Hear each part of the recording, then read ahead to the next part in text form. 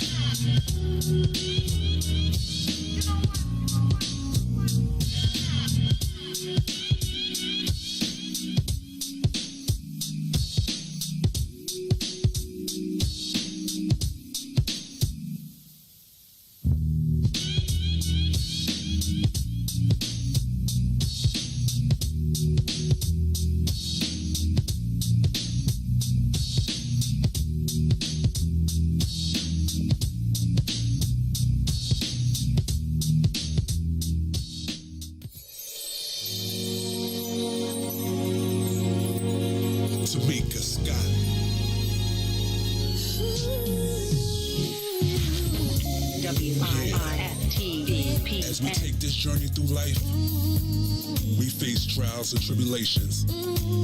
But just know, the enemy is not gonna win, cause the storm is almost over.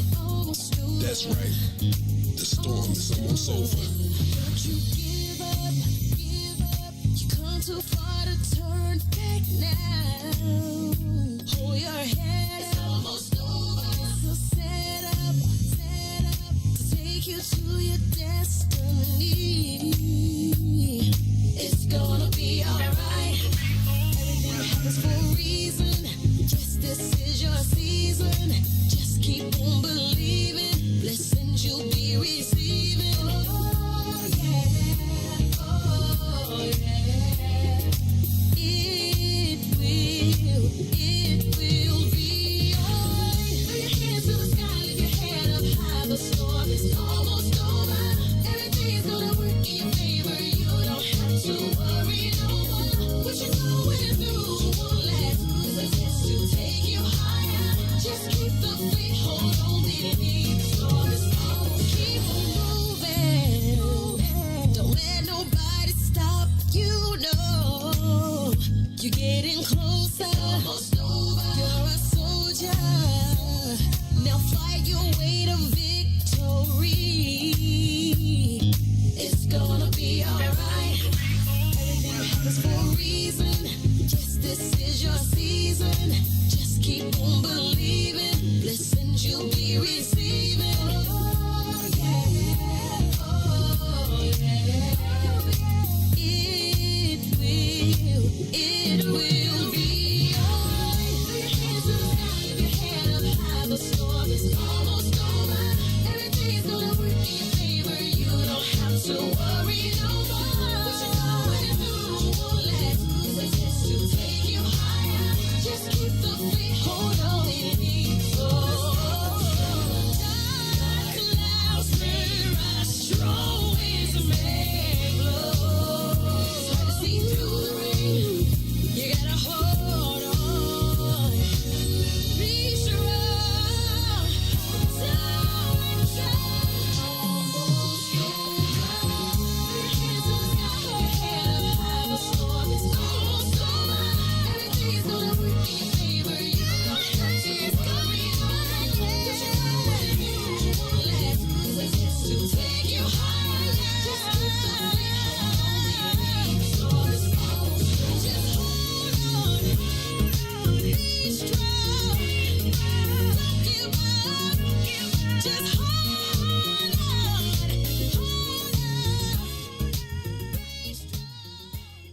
Broken screen, crash system, Are you in need of spyware or virus removal from your computer?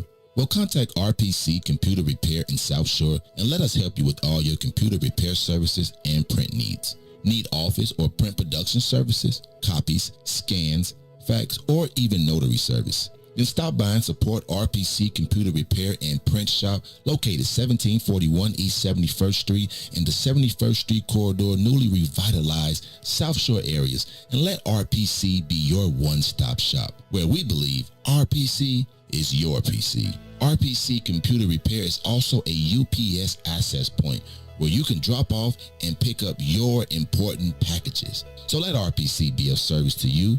Call RPC Computer Monday through Saturday, 8 a.m. through 6 p.m. at 773-966-4457. That's 773-966-4457. Visit RPC at rpccomputeringinc.com for more information. WIFTVPN.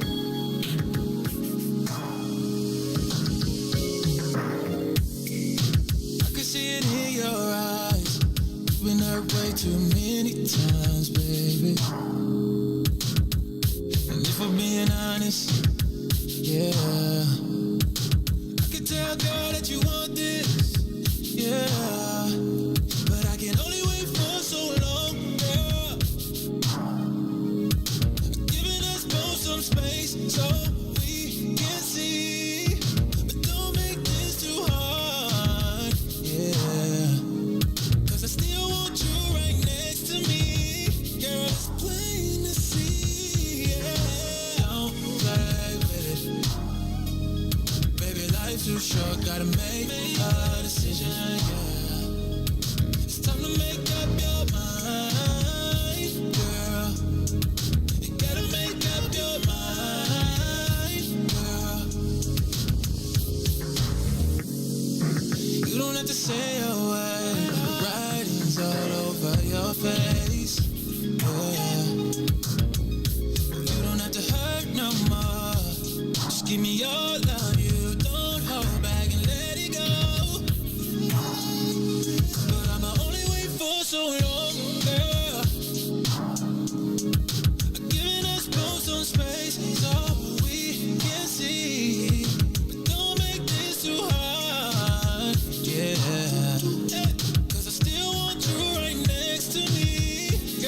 Plain to see, yeah.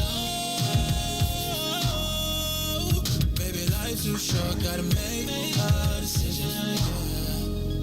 It's time to make up your mind, girl. You gotta make up your mind, girl.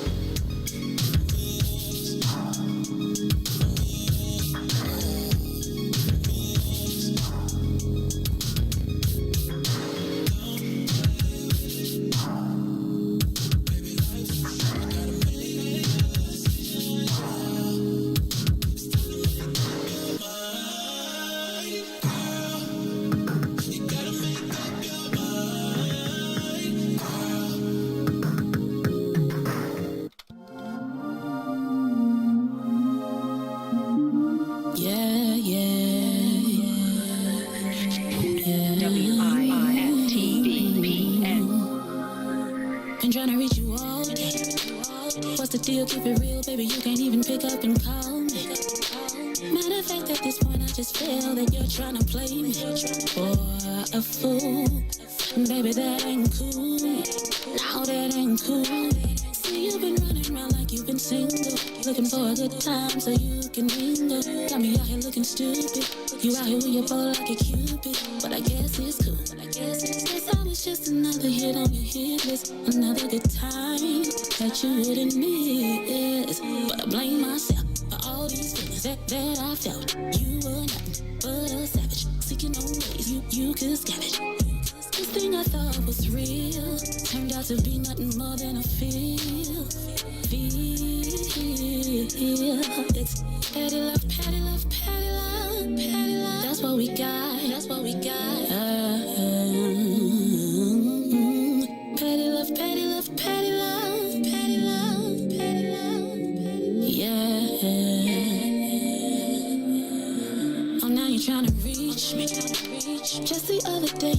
myself, trying to treat. Now it's candy talk, oh baby, can you see? Cause you can't take what I'm doing. Is that cool? Now that ain't cool. But I blame myself for all these feelings that I felt. You were nothing but a savage, seeking on those you could scavenge. This thing I thought was real turned out to be nothing more than a feel. It's petty love, petty love, petty love, petty love.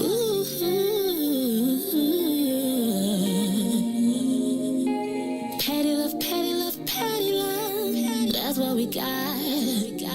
Yeah.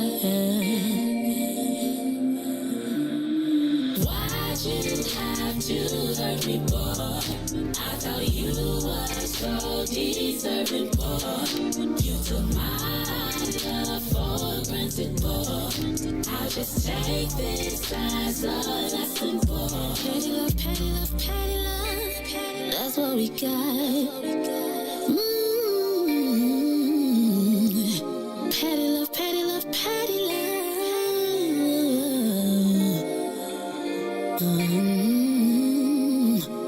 But I blame myself for all these feelings that I felt. You were nothing but a savage, seeking on those you could scavenge.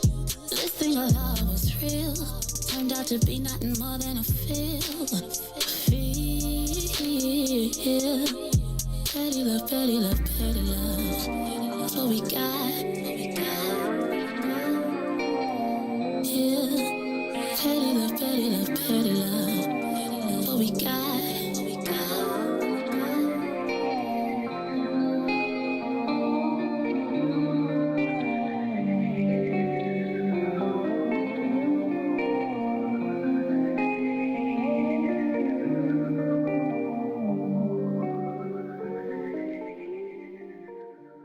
Saturday, June 19th, 2021.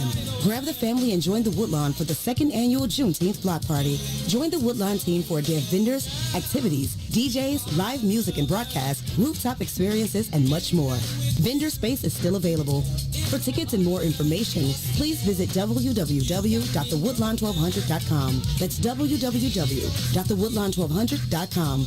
We do this for the culture. All right, stop what you're doing, because I'm about to ruin the image and the style that you're used to.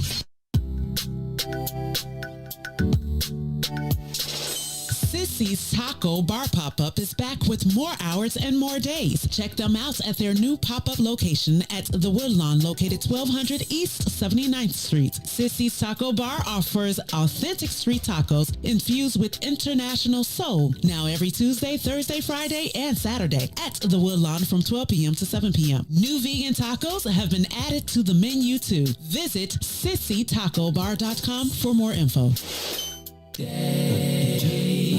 Check, check, check, check, check.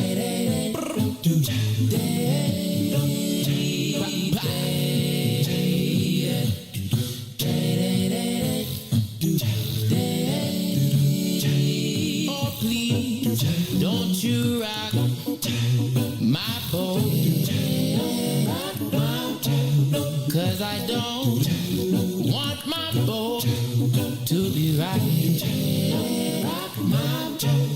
Oh, please, don't you rock my boat. Oh, no, 'cause I don't want my boat to be rocking. I'm telling you just,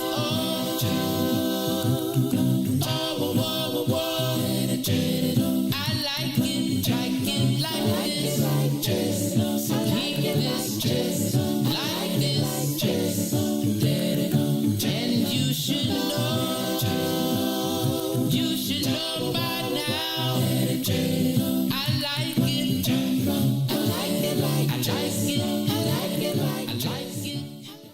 You are listening to the most dangerous show in the morning. This is What's in It for the Black People Radio. Maze Jackson, the most vociferous advocate for black people in the world.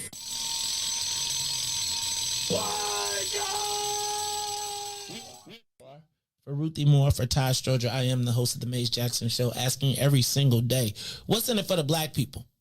And if you don't like it, you can still tell him Mace said, Mayor Lightfoot, man, we ain't accepting that. We ain't accepting that. Let's go. Yeah.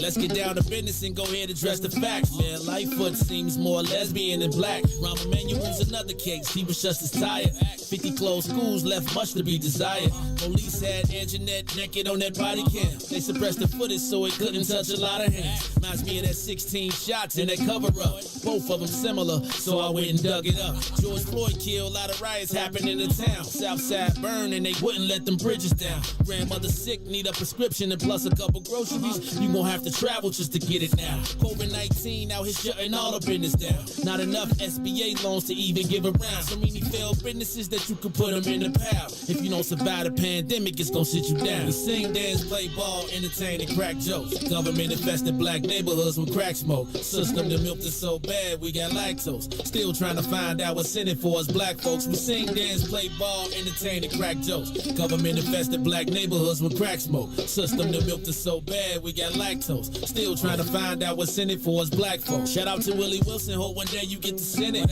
We need some different players in the game to handle business. Too many shady characters like Madigan and Blago. But when you really break it down, it's typical Chicago. City full of gangsters, it's what the land was built on. Same streets with hood legends, DNA get spilled on. Carjackers out here lurking, trying to get they steal on. Looking for a block to put them Hellcat wheels on. Let us give bogus appraisals a red line. Car crackers out here getting minimal fair time. And I'm concealed carry, I stay with the pipe. But Illinois gun laws giving minimal rights. Stay up on the swivel, make sure I'm moving tight. Check all of my mirrors when I pull up to the light. Pick my homie up from out of town, man, he caught a flight. He was hella nervous, told him, shorty, this a way of life. We sing, dance, play ball, entertain, and crack jokes. Government infested black neighborhoods with crack smoke. System that milked us so bad, we got lactose. Still trying to find out what's in it for us black folks. We sing, dance, play ball, entertain, and crack jokes. Government infested black neighborhoods with crack smoke. System that milked us so bad, we got lactose. Still trying to find out what's in it for us black folks.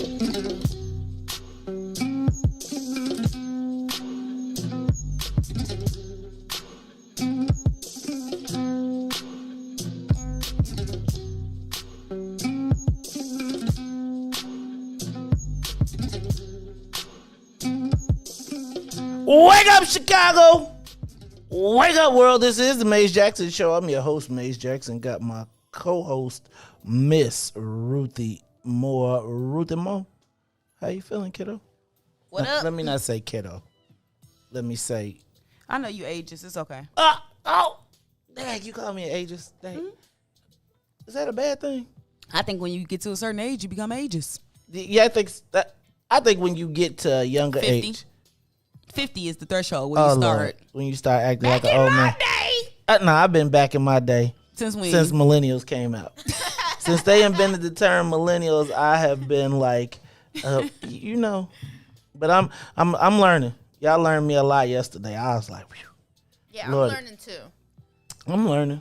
Listen, one day millennials are slowly creeping on to come up into power. They are. When we get total power, the world will see seismic shifts. So you might think some of those are good, you might think some of those are bad, but just know it's gonna change.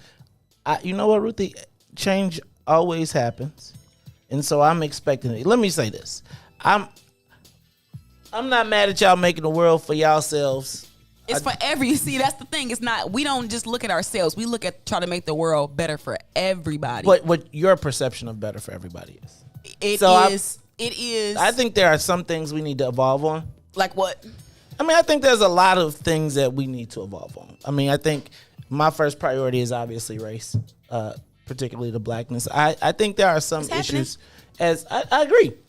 But I don't think it's all for the good in some cases, because I feel like my whole thing is if you gut us by the time we get there, and then we get there, right. So, but yeah. So what's the recourse? Radical action. I'm not debating the radical action. I just think that I still want. Good morning. Good morning. I think radical action is. Can I say this? I admire the radical action because I do feel like that is the way change happens. And I do think that there are a lot of things that need to change. I just want, can y'all give me some time on some of them? Just some of them. I'm like, good Lord. I don't think that's how time works. I'm learning. I mean, because I'm just all confused. Yesterday, I got double whammy. I thought somebody would. You know what actually changed Reese's mind is he told you. He said, you know what? I have a cousin. So when you have people when you have those personal connections, that's why we a little bit more diverse than y'all, because we know people. We know different type. Like we interact with people differently than I feel like y'all did. I agree. You know what I'm gonna say that same premise is though? That you know what, that is the perfect description of what happened to me yesterday when I went to the cannabis press conference. We're gonna talk about that. But it's cause it's my friend or it's cause it's somebody that I personally know, then I'm not supposed to say anything. Right? Or I have to shift my kind of values or my position because it's people that I know. Yesterday I went to that cannabis press conference. Mm-hmm. Do you know some people had the nerve to have attitude with me? Like so we gonna talk about it because I was like, hold on, you got that? I was like, wait a minute, wait. You got the attitude? You got attitude. Black is $2 billion on the table, and you got the attitude. I would have thought. Let me just say this. I thought that yesterday. First, shout out to Ricky Hendon. Shout out to State Senator Ricky Hendon. I was looking for little Ricky for you, Ruthie. I was going to give you. I left because I was like, hold on. Somebody made you mad. It was like you do not something to make me. I'm about to go on vacation. Don't make me summer jam you, right? Because I was like, but I am going to talk about the situation. I'm not going to talk about the person, but I am going to talk about the situation. And Ruthie, that is what you described for Reese is exactly kind of the same situation that happened yesterday, or happens to us as black folks sometimes when we put certain elected people in power. And then we can't say nothing because it's them. And it was just pretty deep yesterday. I'm going to tell you, I was like all happy. I was like, what? You know, I'm running around halfway giving half hugs. Not like, because I don't want to give you a COVID, like a hug, but like the COVID hug, like I'll take my arm back. Thank you very much. Should have just gave him the fist bump. I know what I should have did was been like, oh, yeah, I'm starting to really, my outside interactions. What generation was they in? Yours or was they a millennial? Mine. Exactly. Mine. And what was funny though is the millennials be like, Maze, fight the power, brother. You already know. See you. We see you, dog. You ain't there by yourself. Probably said, thank you, Maze. They didn't say that, but they was like, I'll get you lunch. I was like, what money you work? They was like, we got PPP. You down with PPP? Yeah, you know me. It's the Maze Jackson Show. All right, let me go through. So first of all, that is my girl Ruthie Moore. See, Ruthie, this is why I be telling you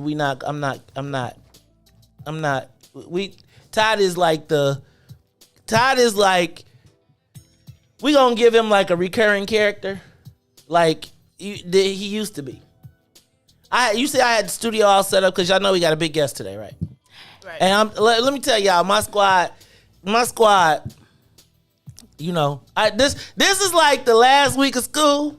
You know, everybody be like, you know what? I got a final at 8:00, so I got to bounce. I already, I ain't gonna be here tomorrow either. Oh, the last day of school. How you missed the last day of school is the day you supposed to come so you can break all the rules. It is fun. Ain't no rules. Right. We supposed to throw out. We got cameras. We supposed to have a cake and punch, and we supposed to be throwing papers all up. And you know what? Why is it? I used to hate when people used to say cake and punch, but in this new infused adult life, cake and punch is a lit. Let me tell you, I'm gonna get me some cake and punch before I get. I'm gonna be look. You gonna be on your vacation? I'm gonna be on the plane. Like my kids gonna be like, "Can I get some?" I'm be like, "No, you cannot have any of this cake. No, thank you." I told Bella, I'm like, grown-up juice. People gonna be walking around like, let me get some of that. Dad, can I get? No, you cannot touch. No. All right, y'all. So yeah, Sonia, Escobar, Ruthie Moore, Maze Jackson. A little bit later, Former Illinois Governor Rod Blagojevich will be in the studio. He's off those papers. I don't know if I'm allowed to talk about what we're doing, so I'm not going to talk about it. But we will also, joining us today at 8 o'clock will be ABC News International. Just telling you, Ruthie. This could be our big, we were supposed to get an Oscar last time. Wait a minute, did I turn the heat on? Okay, hold on, because the heat is literally on. I'll go turn it up. Thank you, Ruth. I mean, Sonia. Thank you, Sonia. Thank you. Because, I mean, I was like, Ruthie's coming. Let me turn off the air. It was. Click it back to air, because it's like. I got my coat on. I'm ready. Turn on the air just a little bit, Sonia. We're going to make it to the break till we turn on the regular radio station. Because y'all know we ain't got the radio people coming on till 6:30 now. That's only in like 3 minutes. Right. Oh, 3 minutes. Good Lord, the time flies. Oh, there goes the change. I can feel it. I could feel it coming in. Yeah, the change. Oh no! What you talking about the change? Don't start. I was talking about menstrual cycles again. Oh Lord! I leave for 5 seconds. No. And then I walked in here and I don't even know what the heck they wrote on the board. Talk about normalize the period. I did that before I left. Did you? Yesterday. Did you really? In red I marker. wrote it in red. And you know what? And I was going to race it because I thought the Huskies might have wrote it up there. And I was like, we can't even have Ruthie get mad the day before the last day of school. Now I wrote that in hopes that you would see it.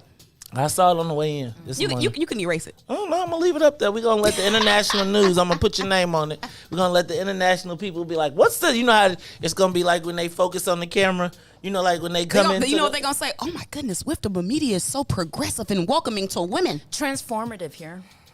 What a welcoming environment to women. It's getting hot in here. Getting a little hot. I was thinking of literally, I went down the wormhole and I thought of all of the places that there should be free and accessible sanitary items. I just said, I think they should be free and accessible. I just still don't think they need to be hanging in our bathroom. But that's okay. The same way Google be giving out naps and LaCroix, they should also have sanitary items. Oh, that's cool. I don't have a problem with any of that. So when you start your new company, put some in the bathroom for the women, the good ones. You know what? Now that you mentioned that, I will. I really don't know what the good ones are. The good ones. Now, if you're talking, like, I would assume that it's the ones in the blue box with the dark blue with the light blue around. That's from my traumatized children days. I think I got in trouble yesterday for saying that my wife does not make me go to the store, but I would if I had to. It wouldn't be anything. I hope I wasn't in trouble. I felt like I was getting kind of glared at in the car yesterday. Like I felt like some kind of way, like maybe it was me. Because we have to be magicians. You gotta wrap it. You gotta hide it. Put it in the corner. Nobody can see it. Can I tell you? I'm not suggesting it. Can I tell you? I wasn't suggesting any of that though. Put them in brown paper bags like a 40. I wasn't suggesting any of that, ladies. And I feel like as a dad with a daughter, right, and a granddaughter, granddaddy. Oh, good God. Thank God that's not my lesson to teach though.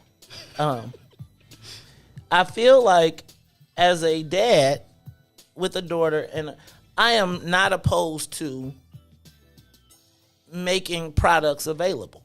I just think that this is the bridge to the next level. I think we went from third bathrooms.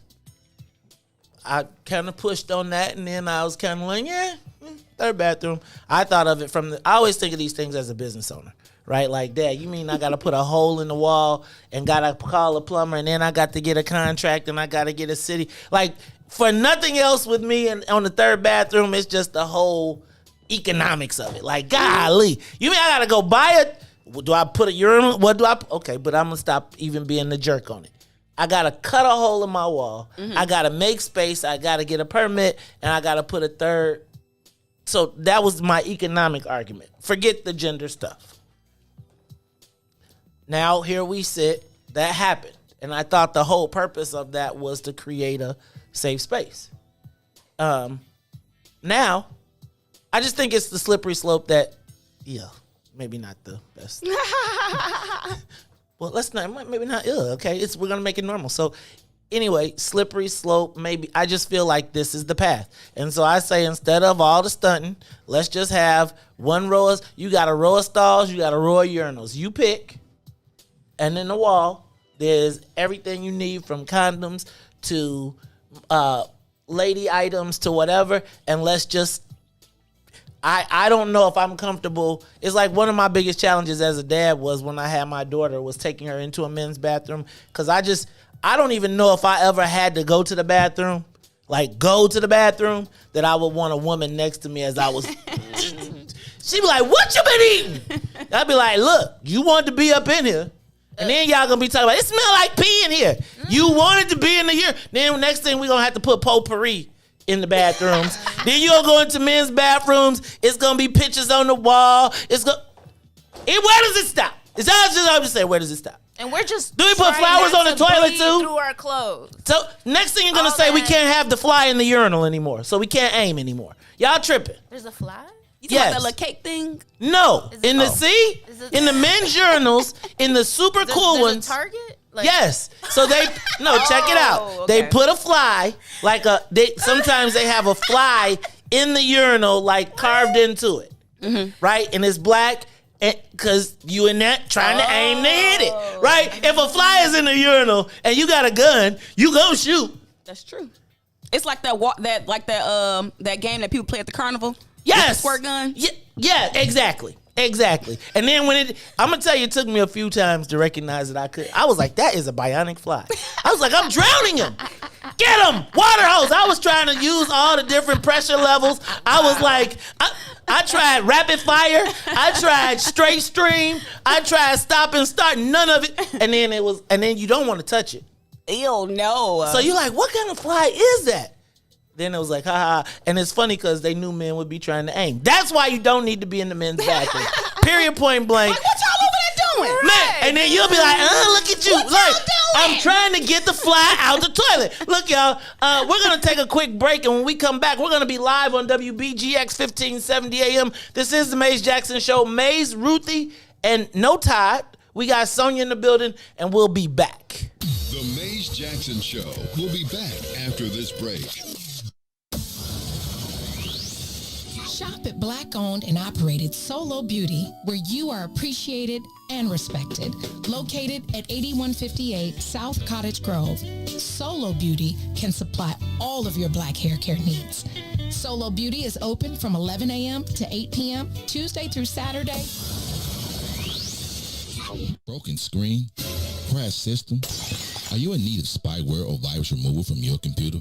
Well, contact RPC Computer Repair in South Shore and let us help you with all your computer repair services and print needs. Need office or print production services, copies, scans, fax, or even notary service? Then stop by and support RPC Computer Repair and Print Shop, located 1741 East 71st Street in the 71st Street corridor, newly revitalized South Shore areas, and let RPC be your one-stop shop, where we believe RPC is your PC. RPC Computer Repair is also a UPS access point where you can drop off and pick up your important packages. So let RPC be of service to you. Call RPC Computer Monday through Saturday, 8 a.m. through 6 p.m. at 773-966-4457. That's 773-966-4457. Visit RPC at rpccomputeringinc.com for more information. What's up, everybody? Welcome to the green side of things. It's your man, Sadiq. And Cassiopeia. And we need you to like, comment, and share that thing every Tuesday and Thursday from 1 to 3 p.m. on What's in It for the Black People Media.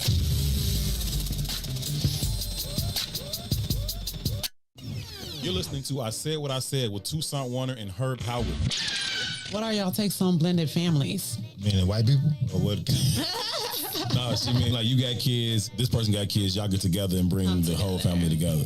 I don't know. I have zero experience with it. I imagine it could be challenging.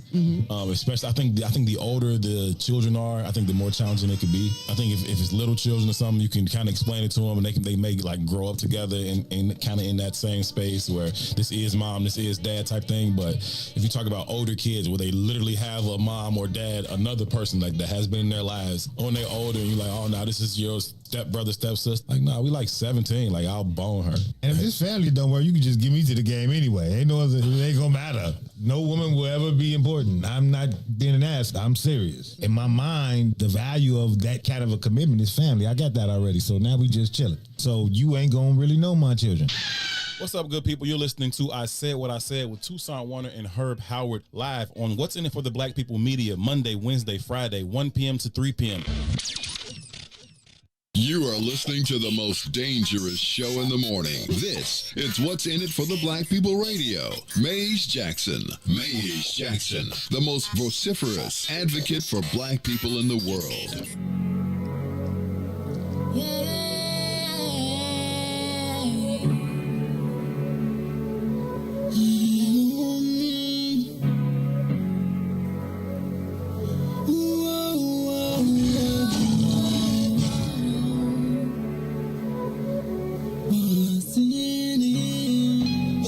For the black people, cause economically we are not equal. Waking up to lies, can't doze no more. I told y'all, yeah, this a dangerous show. Don't go to church if you ain't trying to help us. Don't even try to be around and can't protect us.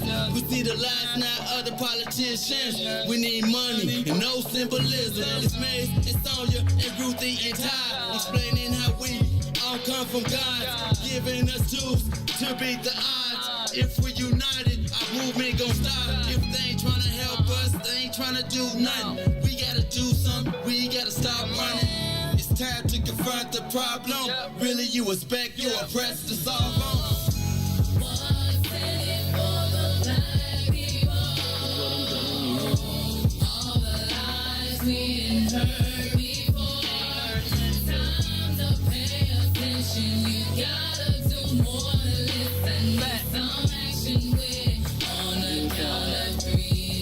Wake up, Chicago. Wake up, world. This is the Maze Jackson Show. I'm your host, Maze Jackson. Got my co-host, Ruthie Moore. We done fired Todd. That's it. I've decided. How you going to take the day off before vacation off? He tired. No call, no show, though? The no call, no show, though.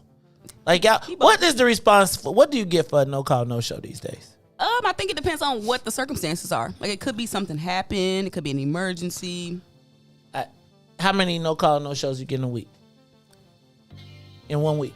I think maybe two. None. Two. That's millennial. Two, you might be pushing it. No call, no show in a week. Two in a week, you fired. But something might be wrong.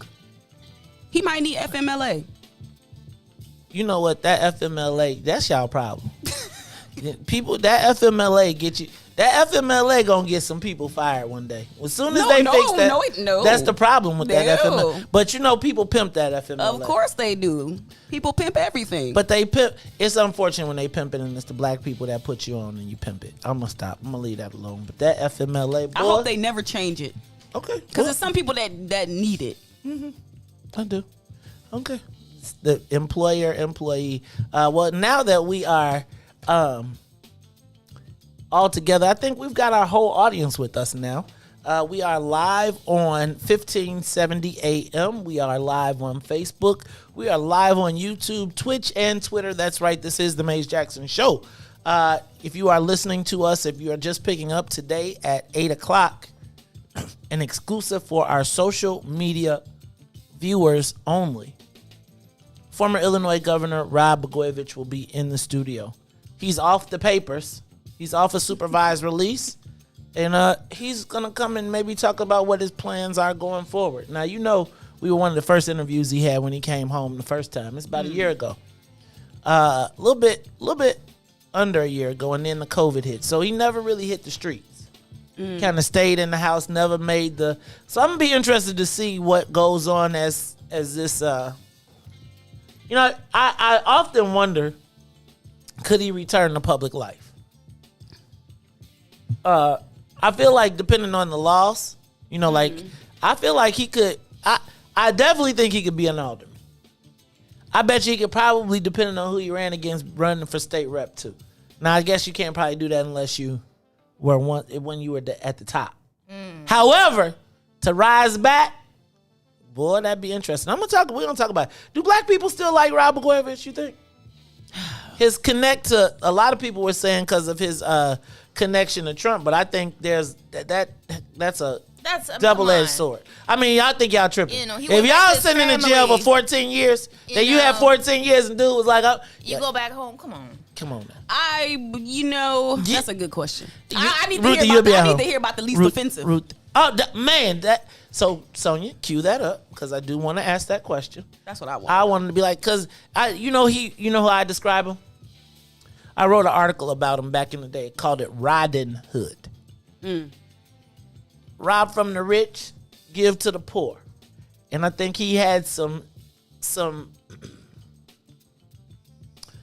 I think we excused some of what some white folks would consider his unsavory parts because he was unabashed about where he knew his bread was buttered. Like, I feel like the last time black folks' political power was truly acknowledged was during the Blagojevich era. Where the last time that the black vote was not assumed and it paid off, to me, was during the Blagojevich era. Right? Like, and after the Blagojevich era, and I don't know how strong of an ally to black people he was in his day-to-day life, but public perception-wise, yeah, he catered to black people. And there's like this, him and then Emo Jones, and it was a time where, because I feel like we were able to feel the government.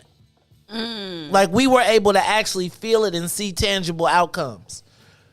And like, even the conversation on the couch, like, the reason I could forgive his conversation on the couch, regardless of how it came, was because, like, he paid back economically. Like, straight up, like, you talk that least, and I think JB said least offensive. Yeah. He said, I got this thing that's golden, what do I do? Right? He had zingers. You know, Right. anybody could get it. I feel like stuff he said about Barack Obama, I think a lot of black people, got not really tripping, but we're going to be talking to him about all of that. So for all of you all that are on the radio, this is a social media exclusive. So at 8 o'clock, you're going to need to go to the Maze Jackson page. Bam. To Maze Jackson on Facebook, go to Maze Jackson on YouTube. You can also go to the Wiftable page on YouTube. You got a lot of rubber bands on your arm today. You feeling it, huh? No, actually, what happens, Ruthie, is people see them and they say, where can I get one? And I just take it off and give it to them. Genius. And so, and what's kind of interesting is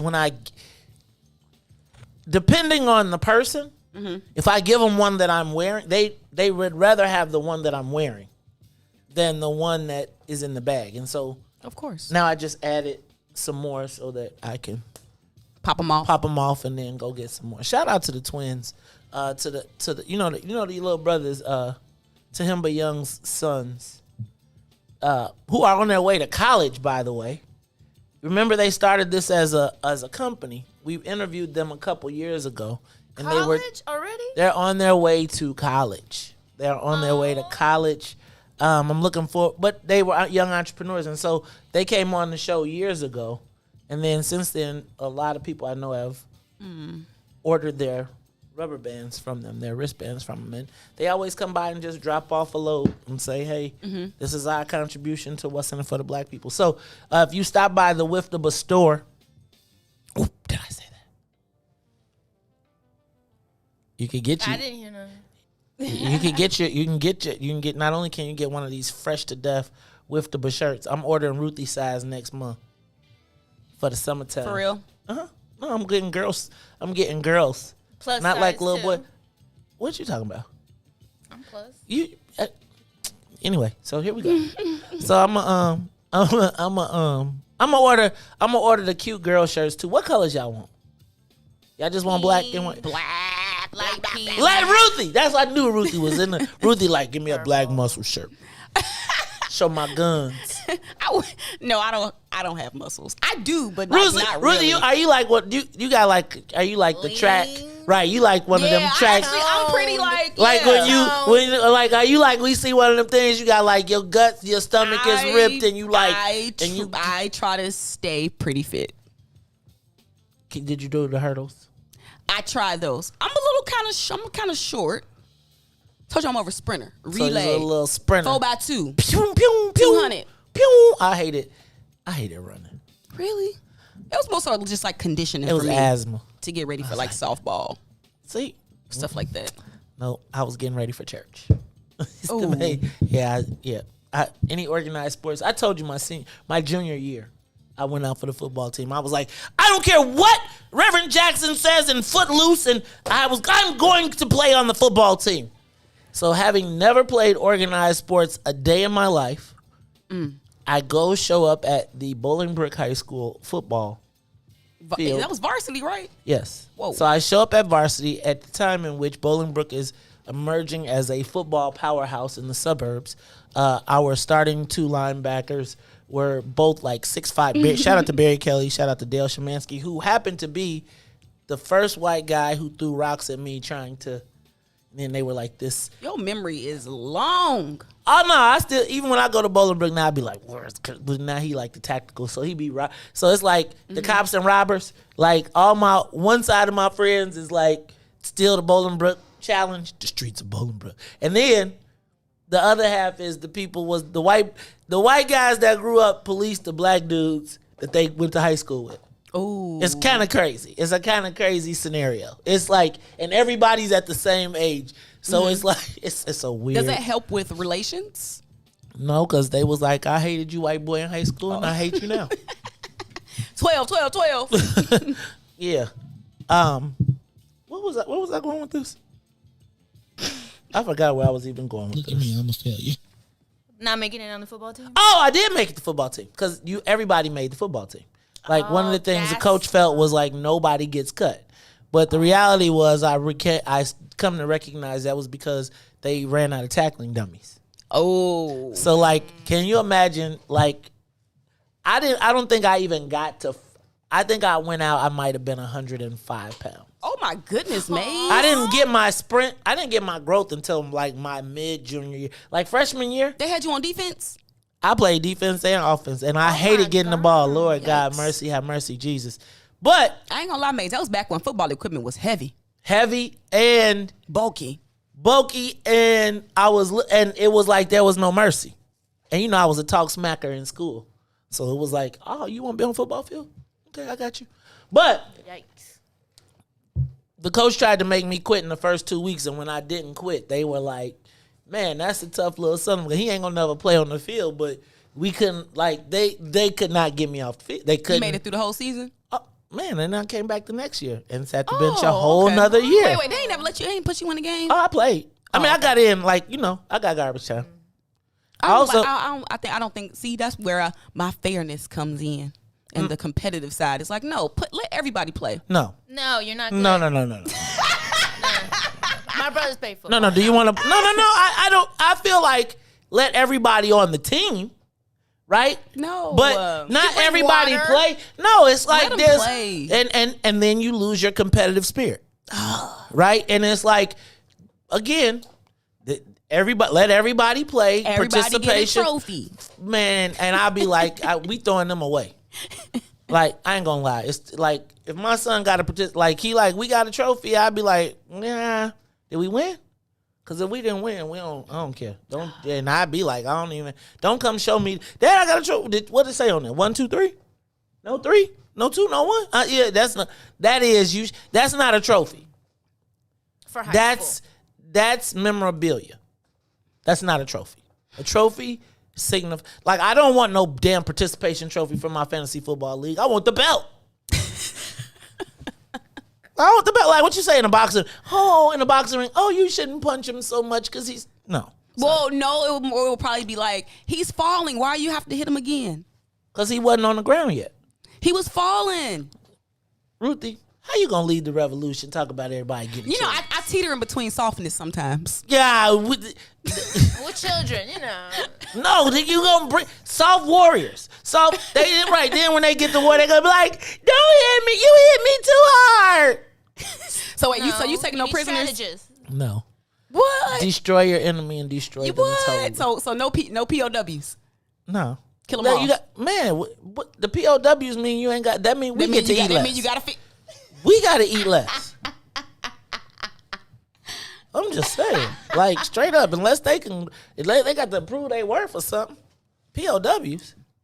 I'm still developing that part of my sensibilities. Ruthie, go read 48 Laws of Power and then watch Exterminate the Brutes. And I'll be good. And you gonna be like, you know what? I ain't gonna have no mercy. Like when you think of, I watch Rosewood in honor of Tulsa.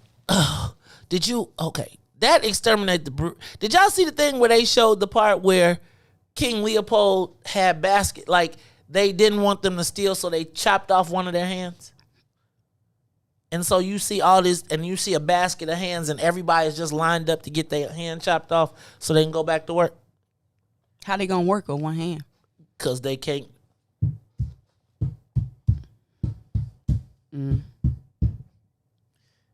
It's interesting. Did you see that? I want to say that after Exterminate the Brutes, I just saw something about Germany having to pay a couple $1 billion in reparations to Africa for their role in the extermination of people. Now, a couple $1 billion ain't nothing, but yeah, I'm starting to feel some on this reparations. It's coming. That's why they're trying to control the narrative. I feel like give me my check. Put some respect on my check. I want a Cadillac dealership. I swear to God, please, God, oh please, oh please, oh please, oh please, if we get reparations, can I please have a Cadillac dealership, please. You think that's what black people gonna spend? Their money? Let me tell you what I'm about to do. I'm gonna be right at 55th and the Dan Ryan. Okay. I'm gonna go ask the owner, can I borrow the lot? I'm gonna have truckfuls of. I'm gonna have them trailers that be hauling in the trucks. I'm gonna just be like, just like Carvana.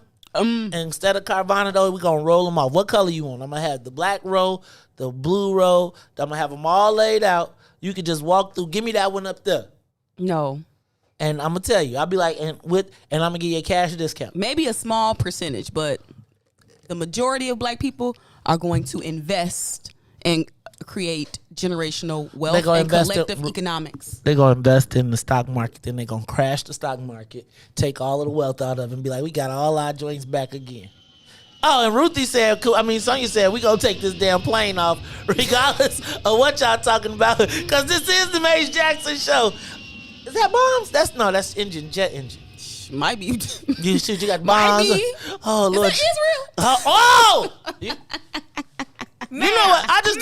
I do need to tell y'all though that the Israel people hit me up and then they didn't hit me back when I say, sure, come on. I think we talked about it. Speaking of Israel, did you see Bibi Netanyahu might be on the way out? I see that. Is that what you think? Is that to quiet down the? No, I think that he's run his course. People be looking for a they was waiting to try to. Well, I think that. How many cases does he have? He has a ton of cases, but I think that during the Trump era, he aligned with Trump, disrespected Obama, did a whole bunch of stuff. Now, I think that Israel is getting backlash for what they did to Palestine because the world is changing on that, particularly with the millennials. And so they have to, at least for the United States to be able to support Israel, they got to do some symbolic change. They got to do some symbolic change to take the guy who was and Joe Biden hasn't been a friend of Netanyahu hasn't been a friend of Joe Biden for years, and then he disrespected their administration. So here's the perfect time to make the change and then justify, because the person that they're putting in is also anti-Palestinian state. He's also a right winger. He's just not Bibi Netanyahu. He a little more softer with it. Not actually. No. He's just didn't have a chance to talk to Trump and be like, Trump, I'm with you. Right? See how we be doing that on the morning show? That's when I know y'all learned something. Or y'all heard something y'all thought about. Not learned, but heard or thought about something a little deeper. I think very deeply.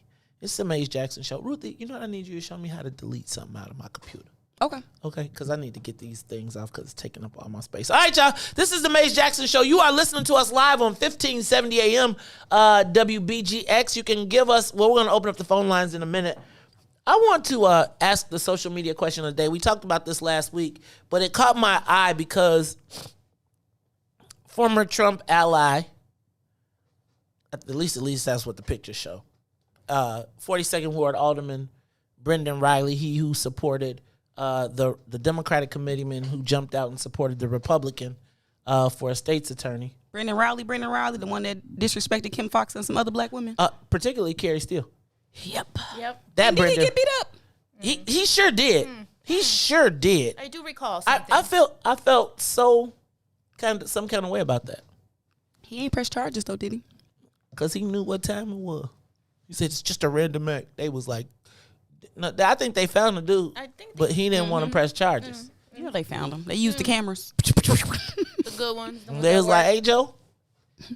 So that should be okay, anyway. So anyway, he said in the paper and into the news that if the mayor tries to stop liquor sales at 10 o'clock, it's dead in city council, period, point blank, zero. It ain't happening. If she brings a proposal, we're killing it. On weekends, too? I don't know. I didn't even get that far. Because let me tell you what. I'm not driving from Wisconsin. Oh, I know. I'm not able to get my 2 and 4 pack. I'm not. But see, you know, we talked about this. But hold on, Ruth. I mean, Sonia. Here go the thing, right? So I got to thinking about the boldness of Brendan Riley. And the fact that he said to the paper, matter-of-factly, that if the mayor tries to bring this proposal to the city council floor, they will stop it. Period. It's dead. And I was thinking to myself, how many white boys is it? I was thinking like the majority of the city council is black and brown. Okay? So how does the white boy get to walk up to the mic and say, declare history will be made? Hear ye, hear ye. Let me let y'all know You're not gonna do. Now, let me just say that the last time we've seen the mayor ever lose a vote was during the Harold Washington era. Now, we done voted on everything from parking meters, billions of dollars, to cannabis, giving us none, he just blocked the DuSable vote. Help me understand how the white guy can confidently walk to the mic and say that all of the city council is going to create history over 10 o'clock liquor sales when they just passed a multi-billion-dollar industry in Chicago that we got none of. And nobody, now, let me take one more step, and then we're going to take a quick break.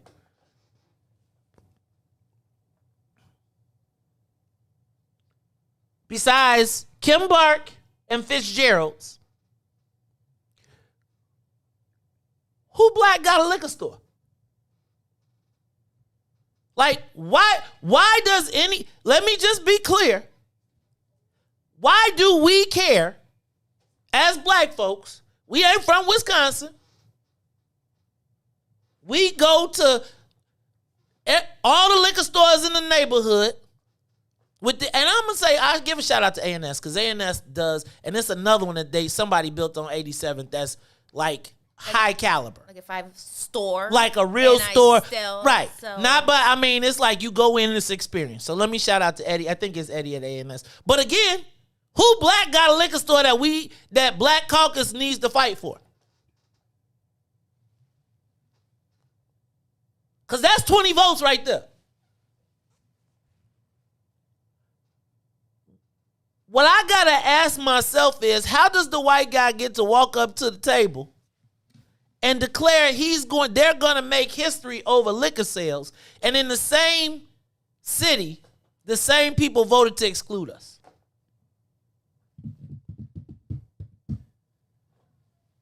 Who owns the liquor stores in Chicago? Benny's on them. The white boys got their own nice little network. And outside of town, who's the black liquor network? Besides the Rands, besides Kimbark, and besides, like I said, the other one on South Chicago, I think it's Fitzgerald's. Ain't no black distributors. Kimbark. I mean, the Rands. But here's the deal. You buying your case from them in the morning time. They ain't gotta be. I mean, they still close at a certain time, right? No, but I think they sell 24 hours because people be running late at night or whatever. But my point being, how much of that is hurting us? And so then I gotta ask. I want to tell y'all we gotta watch who's doing the donations. Watch the money that starts to flood into the accounts, and I want you to look at your flooding of accounts in your ward. Right? So Wally and whoever them, I provide you free food. Nah, what we got in your store? What black products you selling? What? Tell me the liquor store that you like after 10 o'clock in the black neighborhood. At the same time, you got a captive audience because we don't got no bars and nightclubs that we can go buy a cocktail to go at. It's the Maze Jackson Show. We're going to take a quick break and we'll be back after these messages. The Maze Jackson Show. We'll be back after this break.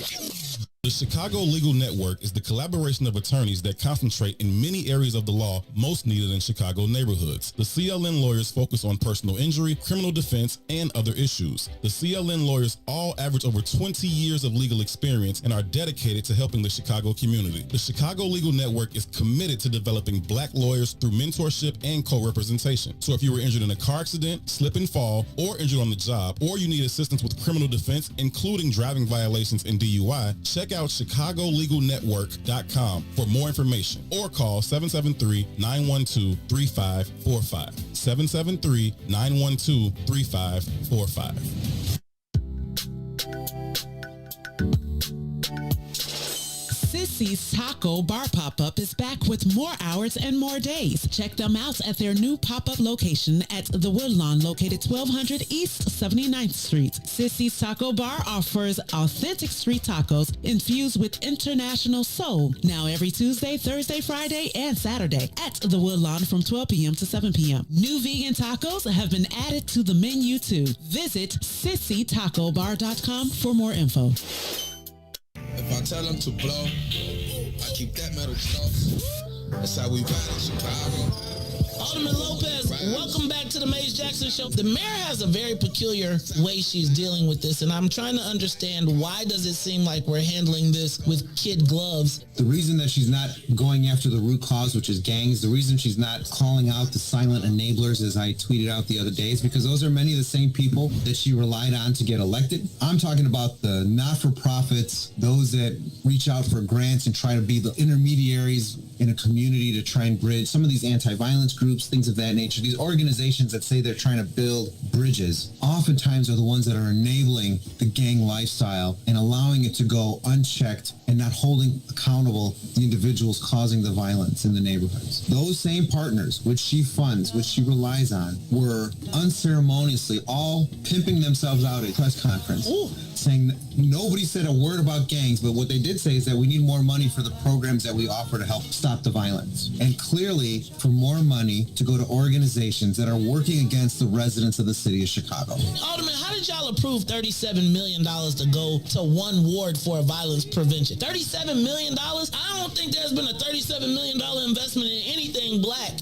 When these amendments to the budget and when these programs come before us, and I've asked the last time that these were proposed by the administration, what metrics are we using to ensure that everyone with their hand out was not still enabling gangbangers in the middle of the night? and oftentimes have intervened on behalf of gangbangers, particularly in the Latino community. When you see in other communities, like the Black community, when you start doling out contracts to, say, Metropolitan Family Services, and now they're responsible for doling out to organizations to come into neighborhoods like, for example, West Englewood, contract out to organizations that have no connection to a community, build no bridges to a neighborhood, but get $300,000 to stop violence.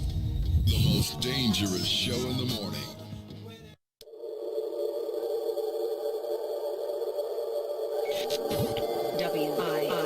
WIFTVPN.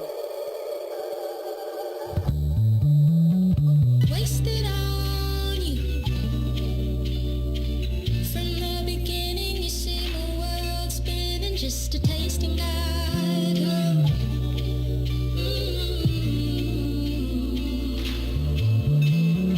Wasted on you. Vision was blurry, the mood got me working, and my feelings got loose. Let's just forget I was just playing. Can we move on and have a good night? Let's just forget unless you're sane, then you might think about us time to time. Let's just forget don't know why I'm waiting. Don't entertain if it ain't right. But let's just say you feel the same. I wouldn't hesitate. Wasted on you. Hours and hours trying to figure out what power makes me feel like I do.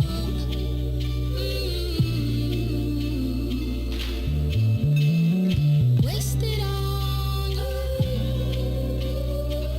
I keep on fighting, but the more I try to hide it, more that you can see through. Let's just forget I was just playing. Can we move on and have a good night? Let's just forget unless you're saying that you might think about us time to time. Let's just forget don't know where I'm waiting. Don't entertain it if it ain't right.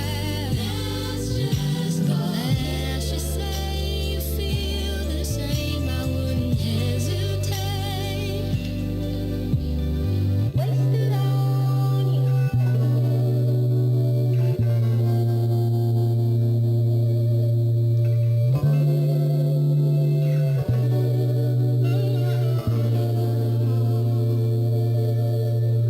Wasted on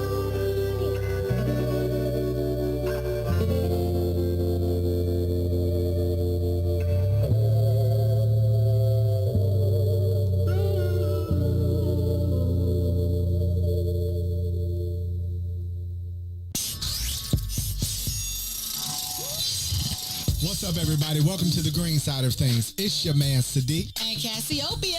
and we need you to like, Comment and share that thing every Tuesday and Thursday from 1 to 3 p.m. on What's in it for the Black People Media. You are listening to the most dangerous show in the morning. This is What's in it for the Black People Radio. Maze Jackson. Maze Jackson, the most vociferous advocate for black people in the world. For Ruthie Moore, for Todd Stroger, I am the host of the Maze Jackson Show, asking every single day, what's in it for the black people? And if you don't like it, you can still tell them Maze said, Mayor Lightfoot, man, we ain't accepting that. We ain't accepting that. Let's go. Yeah.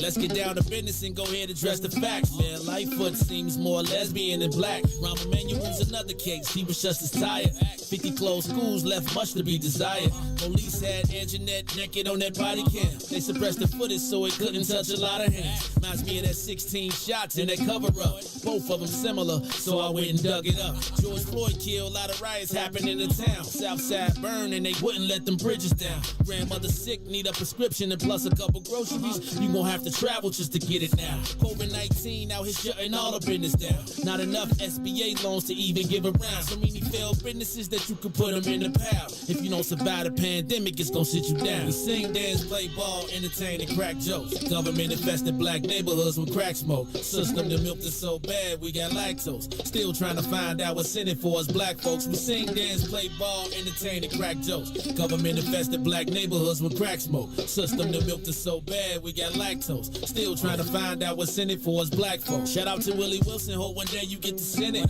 We need some different players in the game to handle business. Too many shady characters like Madigan and Blago. But when you really break it down, it's typical Chicago. City full of gangsters, it's what the land was built on. Same streets with hood legends, DNA get spilled on. Carjackers out here lurking, trying to get they steel on. Looking for a block to put them Hellcat wheels on. Let us give bogus appraisals a red line. Car crackers out here getting minimal fair time. And I'm concealed carry, I stay with the pipe. But Illinois gun laws giving minimal rights.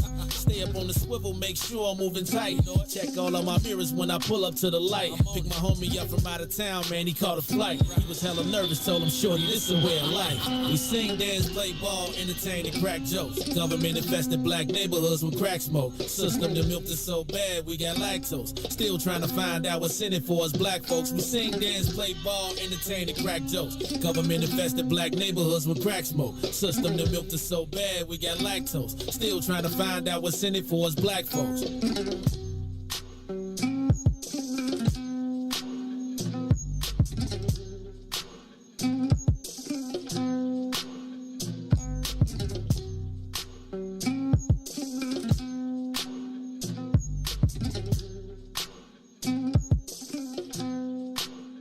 Wake up, Chicago! Wake up, world. This is the Maze Jackson Show. I'm your host, Maze Jackson. Got my co-host, Ruthie Moore. I can't do that. I can't because it sounds like too much like the Moo Annoying piece. And after you told me they weren't black owned, I just said, All right, now let me tell y'all, the phone lines are open. Give us a call, 872. Ruthie, you do it because you be doing this. 872-259-7474. That's right. Now, I want to let you all know if you are tuned in, you're watching, you are listening today at 8 o'clock for our social media viewers only. Social media exclusive, we got former Illinois Governor Rod. Is he Rodney? I thought it was Roderick. Is it Rodney? Rodney or Roderick? Those are both. We got to ask him, is it, because black people, like Rodney. I don't know any. Do you know any white Rodneys? No. You know any white Rodney Roderick? Dangerfield. That's it. You know any white Rodericks? No. So maybe his name is Robert. What's the derivative of Rod? We have to figure that out. We're going to ask him. It's Rod. Okay, it's Rod. Just call me Rod. Like, that's just like it's Maze. Just call me Maze. Right? Maze, huh? All right, y'all. It's the Maze Jackson Show. I'm your host, Maze Jackson. Got my girl, Ruthie Moore, in the building. And Sonia Escobar. Y'all there encouraging me to make... What is it? Milrod. What does that say? Milrod. Elrod? Milorad. Milorad. Milorad. Milorad. We're going to have to ask him what that is. What's his name? Ruthie wants me to normalize menstruation in the men's bathroom. What you talking about? They left me a note, y'all. I was like, I thought it was an Whiz joke. I didn't see nothing. And I was like, and they wrote it in red with a bunch of periods on it. I'm glad you got the how I was trying to do that. Normalize. See, I represent. tried. I'm representing. From now on, Ruthie. Honestly, I wish I could draw. This is for the normalization. The red dot is now the normalization. It is our symbolization of the normalization. So whenever you see the red dot over my shoulder, do not think Biggie and Warning. Think about the normalization. The red line. No, don't think about the red line. Forget the trains. Think about the normalization of the period. Thank you, It's Maze. sort of like the Charmin commercials. Have y'all listened to the Charmin commercials at all? Mm-hmm. With the bears? Yes. So they're so cute. It's so funny because it's like you're not supposed to talk. They told us we're not supposed to talk about using the bathroom, so we made a song. This is what I think, Ruthie. I got to make up a cool jingle. Okay. Get your Tampax, and then we get the axe, and then we make it flat. Something cool. No. Rap. Who would be the rap spokesperson for like tampons and? Ooh, that's a good one. Right, Queen Latifah. No, well, she would be the. It would definitely. That's a good one. See, I'm just telling you. Oh, you know who would be good? I don't really MC Light. Yeah, MC Light would be good. You're not using too much, are you, hun? And the baby's so cute. The baby. Ultra Soft is so but have you heard the rap, the song, My Charmin, and keep your booty clean? I was like, it's a good marketing campaign. It is, because I'm gonna tell you, it did make me go get Charmin, and it really is a difference. Just telling you. No, if you really. don't know, them little quilted pockets. Lord have mercy, Jesus. I'm gonna tell you that Charmin. When your tissue got options, that's how you know. Because one side is something and the other side is something else. See, but you can't get the lotion kind, because the lotion kind of get you. They give you tissue with the lotion. Yeah, you shouldn't put that on your private stuff. areas. Okay. We normalizing everything today, Dad. We talking about you. Shoot, I mean, I'll be able to turn on TV commercials during the View now. Well, y'all talking? I can't watch that. I mean, I'd be like, oh no, not the View, not the View commercials. It'd be like the View commercials be like, and now for the next thing that can make me uncomfortable. Listen, we try to like make men feel so comfortable, but that they use the blue liquid instead of using red in the commercials. Right. You ever notice that it's always blue? What liquid? When they're trying to show the absorbency. It should be red, but it's blue to make people be like, oh. See, just because of that reason right there. But you got a naked woman on a car to sell a burger. But it's well done. Not rare. Just saying. Don't really care for the. I don't watch TV. Okay, so we just normalizing everything. I'm saying, what the heck? I'm not tripping. I'm just thinking, like, one day this would make me ask another question. If this was, I really wish this is when we need Reese at 8 at night. This needs to be a 9. I got a 9 o'clock question. We're talking about science. Okay, I got a 9 o'clock question about. I know science. where you're going. Yes, he would. Just keep it right there. Nope. What about regular, just general in general? I think it depends on what you into. What? Depends on what you into. Huh? Okay, well, you know what you're into. It's what comes with it. And depends what you like. Depends. That's like the underwear. Not that. I hope you ain't talking about like the adult diaper. Oh God, not that. I didn't go there. Oh, that depends. We heard you shouldn't talk about going to the bathroom in public, so we decided to sing about it. Charmin booty smile. I got a charmin booty smile. My ultra soft, so ultra soft. I got a charmin booty smile. A charmin booty smile. Charmin ultra soft. I ain't never heard this. I'm grinning cheek to cheek. Cheek to cheek. Charmin booty smile. Booty smile. Charmin Ultra Soft is softer than ever. Enjoy the go with Charmin. Enjoy the go. Enjoy the flow. Can I tell you what though? One of my most booty peaceful. Smile. That's horizontal though. That's vertical, right? How can your booty smile? You got to be looking at it sideways. I think it's after you use such high quality tissue, it makes your booty smile. I think that's where they're going. Oh. But the quality of the toilet paper matters, right? I guess it just depends on what you're into. Hey, once you go back, once you like, I can't use this. Yeah, that's Scott 1000 or something. Ugh. Hold on. I'm just telling you, I was a Costco guy. And Carrie used to get mad at me all the time when we go to Costco. I'm like, it's no difference. In them big old packs. Yep. I'd be like, Costco and Charmin make the Costco brand. You just want the red package. That's the guest tissue. And then I swap it out every time.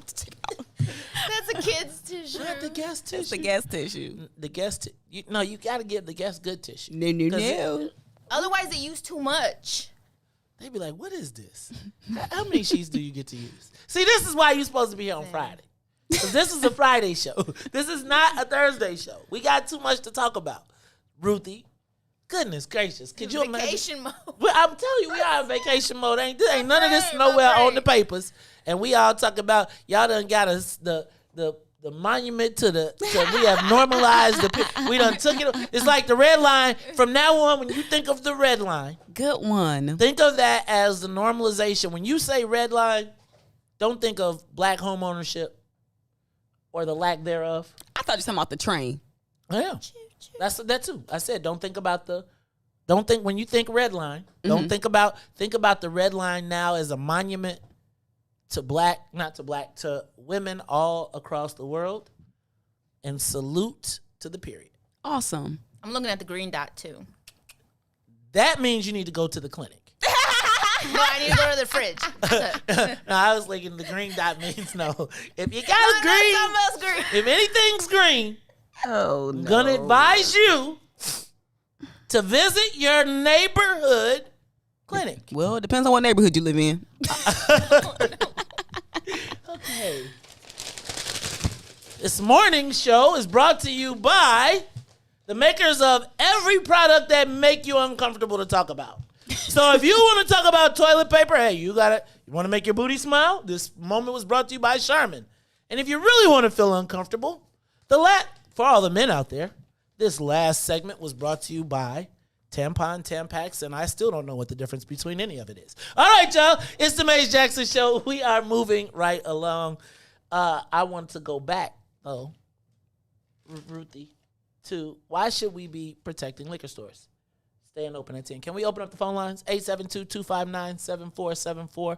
872-259-7474. The only reason this really caught my eye again, and I tell you when you start seeing things, you know that there's a buried treasure somewhere. When you start to see the white boys get up and say, we about to make history, that means to me that there is a buried treasure somewhere, and we're not negotiating strong enough. Right? So, tell me who in the liquor industry that we need to protect or we help or hurt with 10 o'clock sales, the end of 10 o'clock sales. How does that help or hurt us? It really doesn't.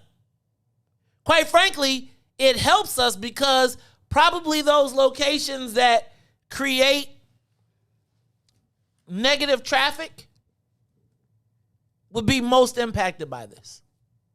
And I'm not talking about the larger packaged goods stores. I'm talking about them corner stores that foster all the stuff that you don't want happening in your neighborhood after 10 o'clock. Man, you're right. Now, the Ice House. I go to Lake and Cicero. So when you think about so now my question is, who are we protecting with this?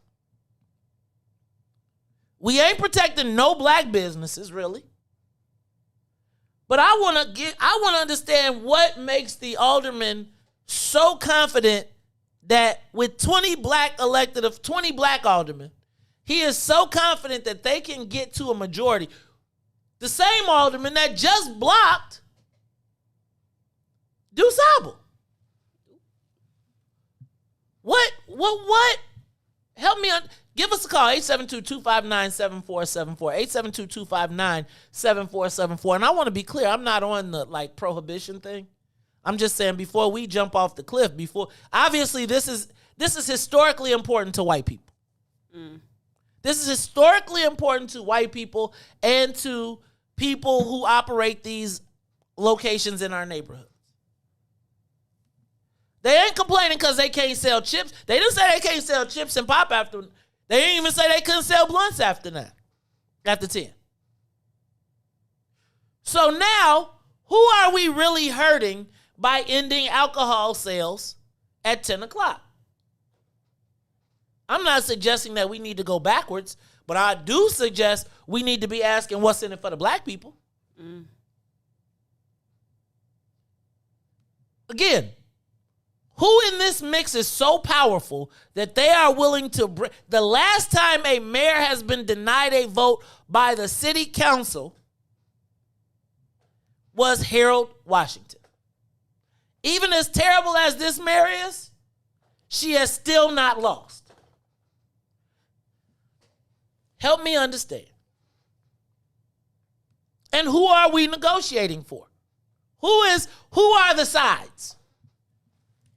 And the unfortunate part is the mayor is on the side that is our bargaining chip. But she ain't going to talk to you. She's not going to talk to black people. The deal will be made between whites and Arabs and Indians for us. The white people will make the decision for the white neighborhoods. The Arabs and Indians will make the decision for the black neighborhoods.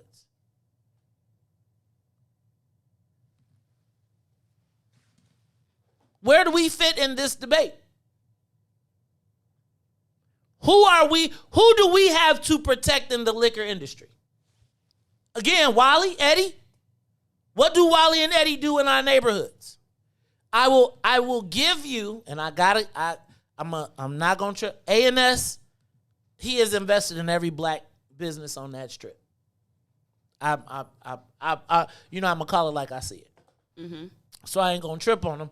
But even if he has to, again, that's one of those cases where he cool.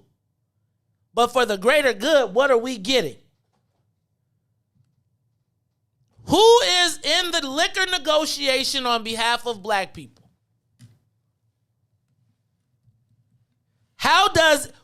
So my question is, what does your neighborhood liquor store put into your community? Not take out. What does it put into your community? Do they sponsor the Little League team? You know how you go into the cleaners and they got 20 different Little League plaques? Minimal contribution. Tell me what Wally has supported in your neighborhood. Tell me what any one of those $10 liquor stores have supported in the after 10 liquor stores have supported in your neighborhood. So when we talk about all this outrage, who's outraged? Now, I will tell you that part of this is a benefit to who? The restaurant industry, who has emerged as one of the most powerful lobbies in the city of Chicago. Who is the mayor trying to please? The Restaurant Association. Because why? Because if I stop packaged liquor sales downtown with all of these tourists, so instead of you going to the hotel, buying your bottle and going to the hotel and getting nice and then coming and buying 2 drinks, now you're going to go buy your packaged cocktail to go from the local neighborhood bar that's down there that still gets to sell until 2 o'clock in the morning. In the same downtown area where you can't open up your own nightclub or bar or restaurant. Same white alderman said, keep them ninjas out of here.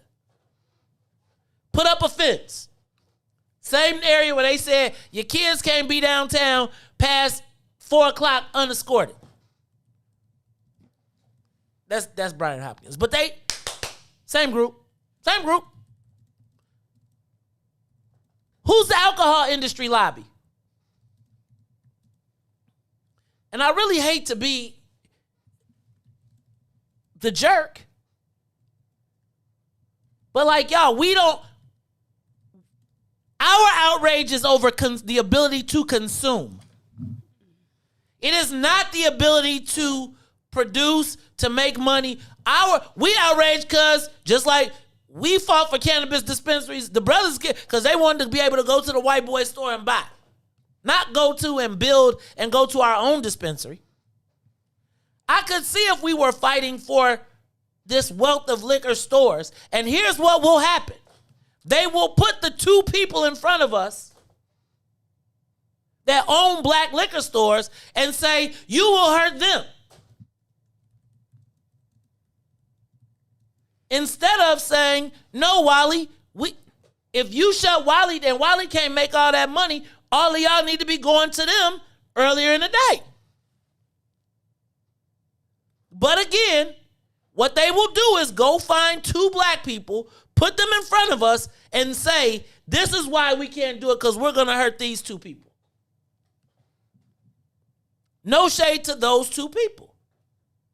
But Femo, if the benefit, if we negotiating the whole multi-billion, so let's just say that changing that rule changes $500 million in taxes. If $500 million is, let's just say $100 million. Let's say the taxes on alcohol sales over the course of a year is $100 million. Let's just say that. Let's keep it limited. My question becomes, are one or two people, are we going to allow the negotiations of one or two people for them out of the $100 million that's made, they make $20,000. So we give up the $100 million negotiation over $20,000. Let's say 50. Let's say $200,000. So they're like, we'll give you, put these guys in front of us. Nobody wants to see them hurt because they the only ones in the business. And now I got to give up $200 million in revenue because y'all could put two guys that y'all ain't really blowing up. You really fighting. If he wasn't there, you wouldn't even have no argument. And it ain't like y'all been trying to help that business. So I think when we look at this, and I want to talk to our friends out there. And just recognize that this fight, we don't necessarily have a dog in this fight. And this is another one of those. So out of this, are we going to create a plan to create more black-owned liquor stores in black neighborhoods? Does this plan include buyouts? Does this include for this, can we say before we fight to open this up, y'all either got to give us a percentage of the liquor stores we'll buy? But something. Like, all the black folks can't get on board for Wally and Eddie. They can't. Because you're not, two black people in business ain't enough for us to be like, we going to make sure that these people keep on. Tell me what liquor store has given back to your neighborhood. Even Kenwood, who we made multi-billionaires, they took their business and went to the suburbs after they took all the money out y'all community. They said, we ain't rebuilding. We got enough.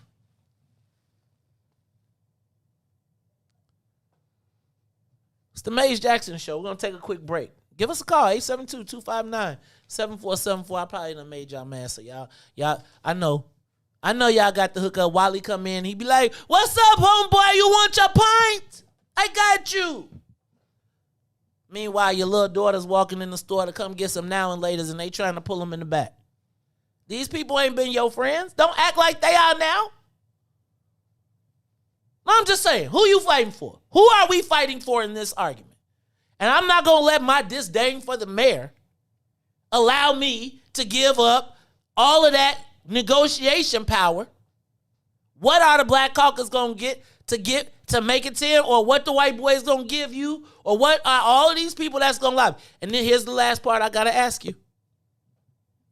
Black elected officials, how many people coming to see you for these Arab stores are black lobbyists?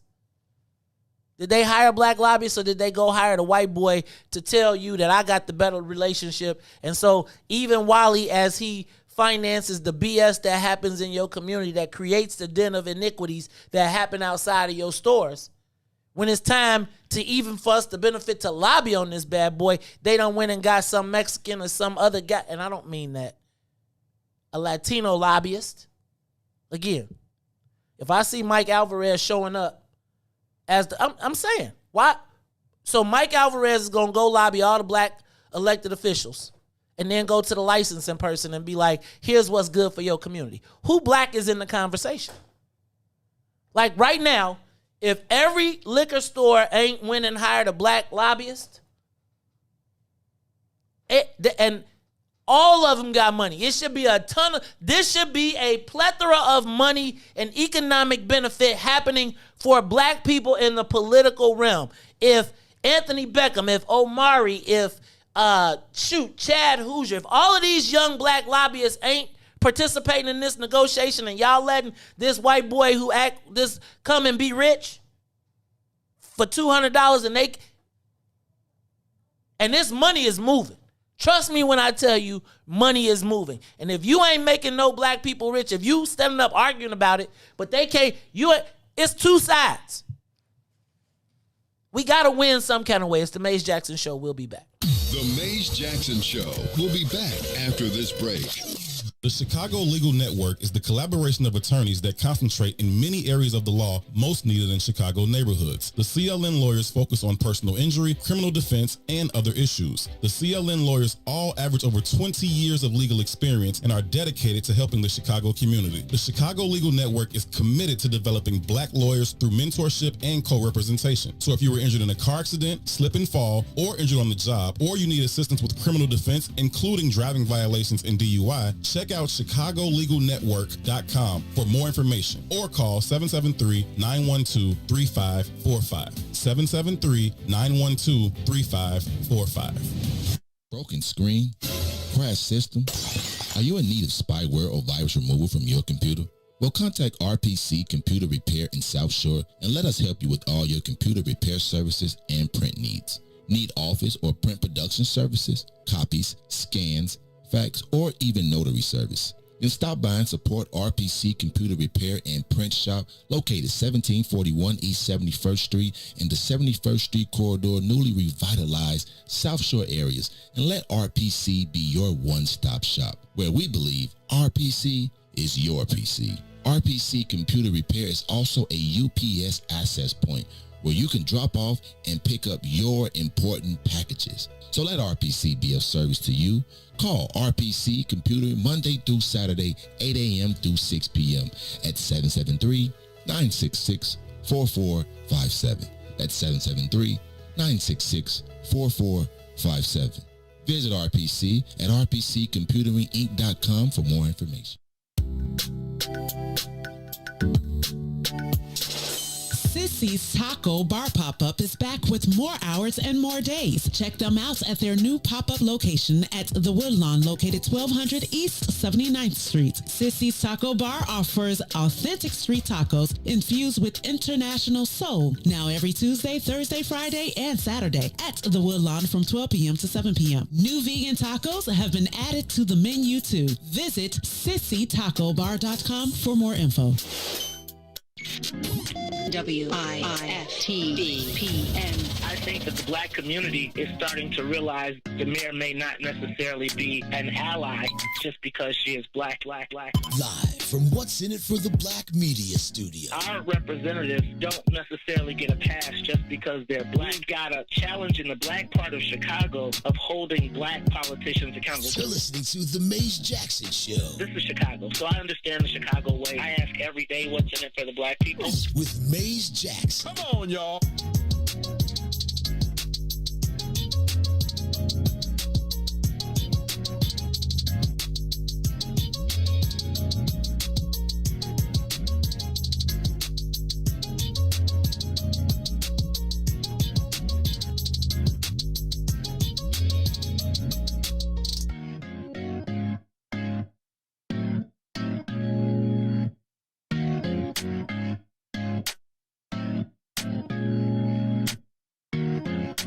You are listening to the Maze Jackson Show. I'm your host, Maze Jackson. Got my co-host, Ruthie Moore, who I'm not talking to.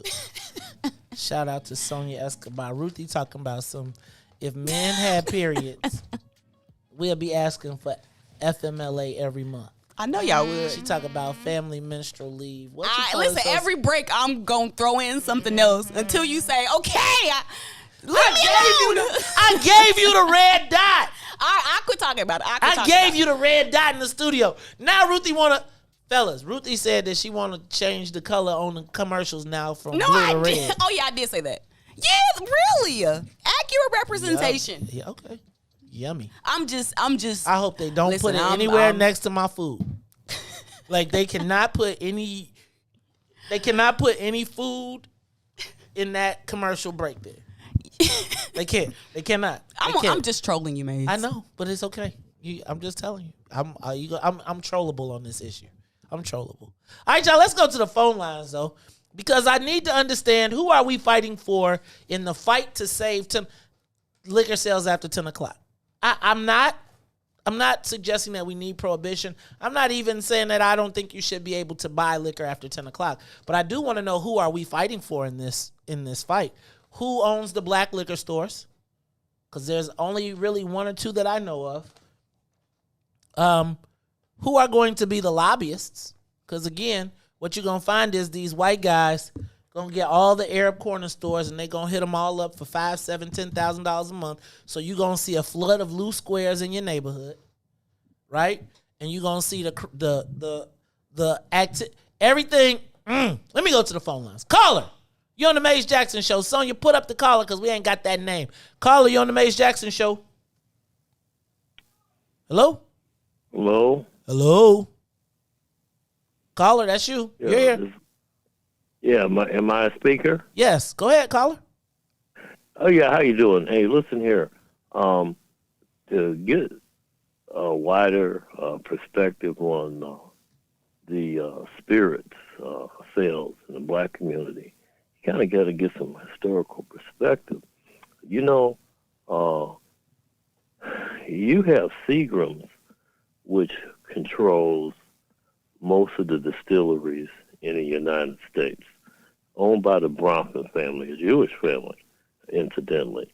Now, the Wirtz family controls most of the distribution throughout the state. You can go up by 55, and you'll see, some of their distribution centers right off, the route coming up to Chicago.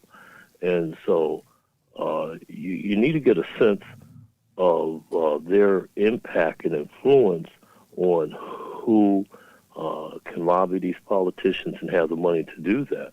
And that's the reason why these other groups of people have these inroads into the black community. Also, London and the UK has a strong influence on the distilleries in the United States. They were the ones back during Prohibition that was doing it up in Canada and distributed throughout the United States. And those same distribution lines were used to send drugs into the neighborhoods as well. So, getting back to that, I know it sounds far-fetched, but Seagram's, you go all over the black community, and all that advertisement that you see, that's Seagram's, owned by the Bronfman family. You need to get to that source and talk with them and see what you can do about getting ownership of some of the liquor stores and spirit stores in the black community. That's my comment. Thank you, my brother. I'm gonna tell you what's so crazy is, remember, the liquor stores used to be owned by the Jewish community. Remember when I told you about the largest cannabis company now in the country, GTI? Remember, and I told you about Ben Kovler and his family sold. They were the original distillers of Jim Beam from Prohibition, which you just talked to.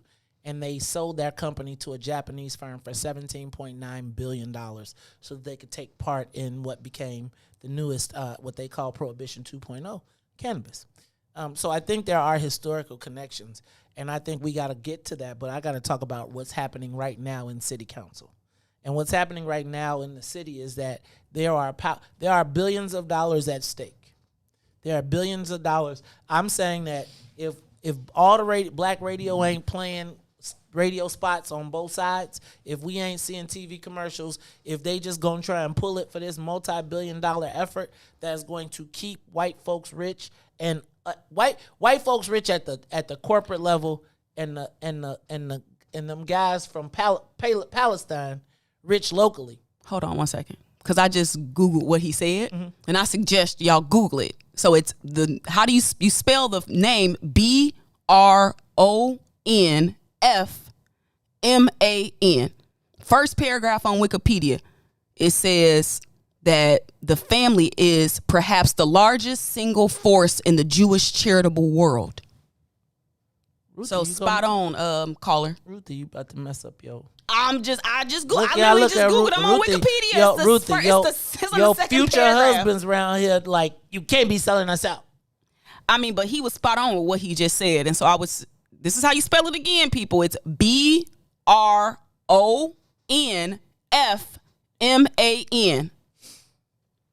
Bronfman family. Did y'all watch that story about the opioids? That was the same thing. A Jewish family did that with the opioids too, and they were the largest contributor, but they created the opioid crisis. But they had charitable contributions. Sounds like somebody's at the door or in the building. Probably Channel 7 or Governor Blagojevich. But y'all know we got, for everybody that is tuned in on WBGX, I want you to remember, at 8 o'clock for our social media viewers only, we will be talking to former Illinois Governor Rod Blagojevich. Let me go to the phone lines. Frank, Brother Frank, you on the Maze Jackson Show. Should we be fighting to keep these liquor stores open past 10 o'clock? And how does that benefit black people? It doesn't. Good morning to everyone. So H to the null. Brother Mace, you are on fire once again. Now, I can understand and see if we still had control of our economic ends, like back in the days, the 60s, the 70s, the 80s, they started getting destroyed. All the liquor stores, the restaurants, and even the gas stations were owned by blacks. We even had what you call taverns. Those are corner like lounges with like little to older adults would be there and playing the blues. You know what I'm saying? All of that is gone. All right? I don't give a rat's tutu about this man, and I don't give a rat's tutu about her closing these stores down early. That means they got less time to make money off of us and they're not putting it in our community. We still going to be able to buy booze out there after 10 o'clock because you know how the bootleggers, they're going to make some money now. Okay? Now, I don't give a rat's tutu about none of that. This is not our fight. Let these dogs fight among themselves. As far as the Seagram question, approaching Seagram and asking them to cut us in, you know what I'm saying? They're going to say, H, and get your black glass out of here. And just like what you just said, Nancy, man, even with all these cyber attacks that's going on in our major companies, and I don't want anything bad happen to me. I don't give a rat's tutu about rushing them, tapping all this, because we own none of them anyway. And they don't want to hire us. Now, maybe they took to them millions that they got paid ransom on. You know what I'm saying? And hire some black engineers and technologies. We can figure out how to put a firewall up to block all this. But no, they want to keep blacks off, so I hope they keep on tapping to them. Brother Mays, you know what I'm saying? It amazes me, not only with this liquor store, but all across from A to Z. We own Jack, okay? So I could care less about. And these Arabs, they're not supposed to be selling booze anyway, Brother Mays. 99.9% of them are Muslims. I know just about the Islamic scriptures, and I do the Christian scriptures. Allah says, curses those who crush the grapes of wine, curses those who sell the wine, curses those who drink it. In the Holy Prophet, none of them Arabs back there are drinking any of the booze that they serving to us and serving up this poison. So that's what led to the Here's what we're selling booze anyway. And last night, we had a shootout over here by my house on Kansas and Franklin in the liquor store. All them Arabs back there, they say behind that glass everything. See, they mentality. Tell them, let them kill each other. All because the girl decided she was a 39. That's what that shootout was about over there. So they don't care about the poison that's given to us. They don't care what it's doing to us. They don't care about 7 to 1 o'clock in the morning, 2 o'clock in the morning. Oh, we're going to get attacked each other. So screw them. This is not our fight. Okay? This is not our fight. And brother, you on fire because you are laying it out. Thank you, my brother. Thank you, my brother and my sisters. Thank you. That is Brother Frank. He is the president of the phone club, too. Brother Frank been on fire last week. You know what I'm saying? I'm so concerned that we are about to get suckered into this whole... They talked us out of having liquor in our communities, and they shut down all of our bars and taverns and nightclubs and made us to believe that black folks having a drink is a bad thing. But if I go on Milwaukee Avenue, if I go on Division, if I go downtown, if I go to Rush Street, I see people drinking, teetotaling, and having a really good time. Are we less responsible? Are we not able to? And again, you think about closing the liquor stores for the places when they close this thing. Let me back up. I don't want to be in the fight for liquor stores. If we ain't got no black lobbyists, let me just tell y'all, if I see somebody other than black talking about why we got to protect Wally and Eddie in the black neighborhood and the black folks vote for that and they don't say, y'all better, Wally and Eddie, if Wally and Eddie If the people that shop at the Tops and Bottoms and all of these places aren't smart enough to go get the people that they make money off of to market for them or to save their businesses, then what? Again, here is an opportunity to bring that community to the table as black people. Think about if the Black Caucus said, hey, wait, hold on. If every Black Caucus member made every one of the stores in their community come and meet with them and come up with what their community benefits plan is, even if it was, y'all can't even, we ain't with it till y'all sponsor every baseball and football team in this neighborhood. Give it back. But just to say we're going to allow y'all to keep on pimping our neighborhood for nothing?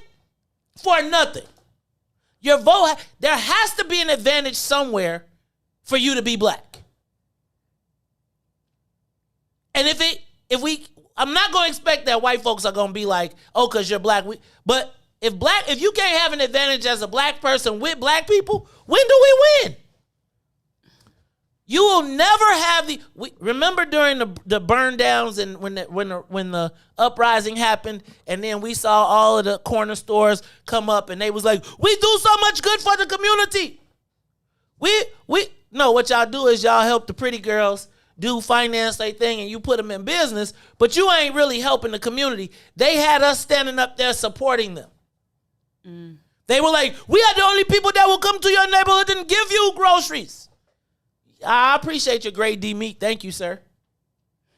I appreciate the fact that in order to get to the grade D meat, the 12-year-old girl has to walk past the pedophile who has got 6 kids in our neighborhood running around. I apologize. I apologize to the guys that are selling the loose squares in our neighborhood when you mad about the loose squares and we know all of this. And we're about to go up and defend them for nothing. Nothing. I'm asking you, tell me your neighborhood joint that gives back to the community. Let me go to the phone line. Lee, you're on the Mace Jackson Show. What's up, brother? If I lost it, I know I'm crazy, man. I want too much for black people sometimes. What am I thinking, man? Lee, did I lose you? He gone? Lee, it says you still there, man. Take yourself off of mute. Morning. Lee must have hung up on us. He probably doing something else. Ruthie, I'm sorry. I didn't mean it. I did not mean to offend the homies. I know that we get so much out of the corner store. If it wasn't for the corner store, the black community would have no business. There would be nobody that would provide growth. Like, here's my thing. Can we make in addition to being able to sell after 10 o'clock, can we require that they carry certain products, including feminine products, for free? No, I'm just playing. Here you go. No, I'm not tripping. But I'm saying like this. I do think remember the whole food deserts. Access to fresh fruits, and so now with the liquor you can get some strawberries and some tomatoes. And that is their contribution to the community. But now we don't. But they mark them tomatoes and things up. I know. Times 500. So I know. I'm with you. I don't necessarily think that it would be a loss to our communities. If you have ever experienced, like, some people go into liquor stores to get a bottle, whatever they want to get, some chips, whatever. Sure. But I mean, after a certain time of night, I do think that the congregation that happens outside of liquor stores sometimes can be a catalyst to some of the more unsavory elements in certain communities. See, that's what I'm talking about, Ruthie. I feel like that's my point, right? 100% feel Thursday. I don't know too. I've been asking black people about this, and I mean, the people I've been asking don't really seem to be opposed to it. And I think it's because we are under siege sometimes in our communities with no options, no outlets, no way to recycle our own dollar. And so I do think that the social aspect of hanging out in front of the liquor store, like, that's like a thing. People do it all the time. No, 100%. And I also think that there's a point. Did I freeze? Oh no. There's also a point when we're looking when at the liquor store where it does become risky. I mean, so if you all right, so what I noticed is Yo, that shut some it! people but they use liquor stores as part of their turf. And so we can go into that conversation, but that's really what it is. Is this my turf? This what we kick it at, like.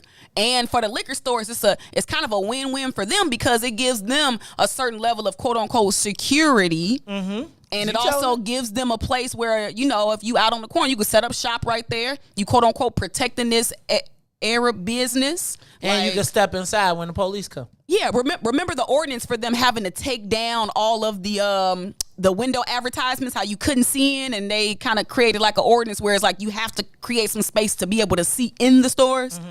Like, so it's a whole lot that goes into liquor stores and turf and gang activity and all of that good stuff. So smart. Sometimes I hate it though. I want to shut my brain off. I know the feeling. I wanted to shut my brain off yesterday when I went to that event. I was like, really? You mad at me? Mm. You mad at me? So y'all, they made $3 billion and you mad at me. And if y'all co-signing that BS because you think you going to be the next, it's like, it reminds me of Reddy saying people just want to, they don't want freedom. They just want to be the new oppressor. Oh, she says that all the time in the thing. And that's what like, yo, we not clapping for you. It's heavy. But it's like, I started to see people the same people that kind of helped us get cut out. Anyway, let's go to Roosevelt. Roosevelt, you're on the Maze Jackson Show. Am I crazy about these liquor stores? What's going on, my brother? Hi, Brother Maze. How are you? I'm good, brother. Working hard. I can hear you. Okay. You know, I am just always amazed at the knowledge that you provide to our people. And it is so pathetic that we have not conveyed to our black leaders that we are behind them, and whatever monies that they might be getting from these other folk, if you would, that same money could be garnered by black folks standing behind our politicians. I know they want to do right, but they're afraid they don't have the machinery, and they got to live. And somehow or another, we have to gain control of our community and community control who operates in our community. But we seem to have lost that. And to that earlier, the families, if we told that liquor distributor, we're not going to buy any more one day, we can get our people just to sign up one time and open the door for every other time because they know that we are a political force. We operate as a whole. And God knows, I hope before I die, I live to see black folks step up and say, you other folk cannot establish value for me. I must establish value for the things that I own. And that's what they do. They come into our community, they establish value, say, this is what we're going to give you for your property, your fortunes. And we somehow never just go along with it. So keep up the good work. God bless you, and I love you. Bye. Thank you, Roosevelt. God bless you, and I love you, too. I love my audience. I love the ability that we have to impart some knowledge. We're going to have to wrap this up for all of the people that are tuned in on WBGX. We will be talking to former Illinois Governor Rod Blagojevich. He's off papers. He'll be on at 8 o'clock. So we're going to be sitting down and having a conversation with him. Ruthie, but I was just thinking in context to what Roosevelt just said, and I'm going to just tell y'all this really quickly. Yesterday, I went to Senator Hendon's post-press conference. I wasn't at the press conference because I wanted to stay out of their cameras and let them have their moment. Mm-hmm. And when I got there, it was interesting to see. When I first got there, I saw some people that I've known for years who were involved in this whole process. And I actually came in and was trying to be like, cordial. Hey, welcome, hug. Mm-hmm. It was like, hold on. And I was thinking to myself, now this was a person that was intimately involved in the cannabis debacle that we have. And she had an attitude with me for pushing the issue even though they gave the white boys a $3 billion head start. And I came really to say, not to say, look, that was what happened before, but we got to move forward, and I'm glad to see. And it's like, hold on, you mad because you helped the white people get ahead, and now you got an attitude with me. And here's what caught me off guard, was to watch black people who were there to defend that because they're hoping to get close to her so that they can be the next. But if we wouldn't have pushed, there would have been no next at all. Oh, okay. So now you trying to be all up in her face, trying to be cool with her because now they're trying to get what wrong they made right, and you dogging the people that was in the fight. Who they would have never made the move if people didn't keep the pressure on them. Look, y'all, we got to be smarter. Sonia, I want you to give us some Dante. We're going to take a quick break. Ruthie's got to get out of here. Say goodbye to all to the WBGX family. And tune in. Governor Rod Blagojevich, former Governor Rod Blagojevich, will be in here with us very, very shortly. Ruthie, you got anything before you go? I just want to say, I think sometimes people listen to your show. They take mental notes to say, when I see Maze, this is what I'm going to do. So they like practice in the mirror and, so that could have been some residual, who knows where it came from. Just so do don't good take it by personal. black people. Don't take it personal, Just Maze. do better. Don't take it personal. Ruthie, thank you. I appreciate you. Hey, y'all, and I'm sorry you ain't going to be here for Christmas. I want some cake and punch. You tripping. You Cake already and know, punch. but when I come back, though, I'm going to be righteous. We gonna all be together because we're gonna have our head together. Look, y'all, it's the Maze Jackson Show. We'll be back after these messages. The Maze Jackson Show will be back after this break. Saturday, June 19th, 2021. Grab the family and join the Woodlawn for the second annual Juneteenth block party. Join the Woodlawn team for a day of vendors, activities, DJs, live music and broadcasts, rooftop experiences, and much more. Vendor space is still available. For tickets and more information, please visit www.thewoodlawn1200.com. That's www.thewoodlawn1200.com. We do this for the culture. Stop what you're doing, because I'm about to ruin the image and the style that you used to. What's up, everybody? Welcome to the green side of things. It's your man, Sadiq. And Cassiopeia. Motivated by the days, the sandwiches of spam. Grilled cheese won't stop me from grilling those who are stealing the peace and safety of the community because they releasing death and destruction on the community. A community where the people look like me and them. A place where mama and them stay. Not too far from where their children stay. You right. I want a peaceful neighborhood, and I'm not moving to the suburbs to have a peaceful neighborhood. Do we really have to take this, acting like we don't recognize this, still cooperate with this? You know what? The hell with this. Ram me behind a mic that's shaped like a middle finger. Pointing straight up with my middle finger to any poor politician, dealer, deaf, crooked cop, or lazy parent. It's apparent to create change, you have to have a work ethic that make it seem like you lost your brain, standing out like the Willis Tower. It's a brother that represents dedication, discipline, and dream reaching, accompanied by a voice called power. Who rhyming harder than a rebel with the pen? Representing the city of Point Guards is an extra large MC who rhymes always on point, always rhyming with a point behind the flow. One of my students said the rhyme so hard we should stop calling it flow. Let me tell you something else before I go. I was born to stand tall. I was born in Chicago. That is Brother William Morris. Appreciate you, brother. Much love. Chicago, homegrown. Every Tuesday and Thursday from 1 to 3 p.m. on What's in It for the Black People Media.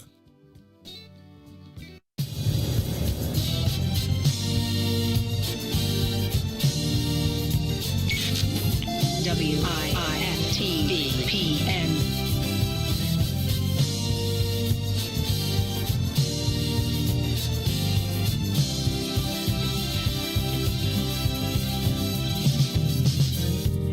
What about my love?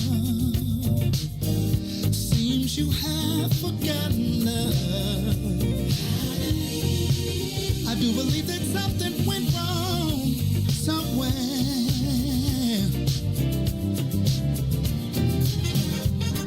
What about my feelings? Do they mean anything at all? You got me so in love.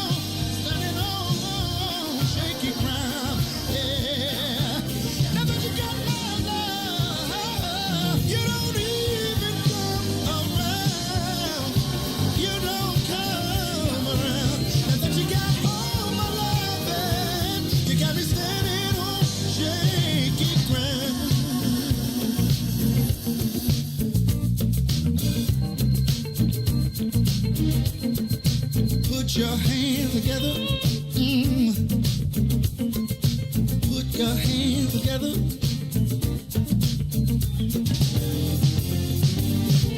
Before you leave out the door, before you leave out the door, baby, won't you change your mind?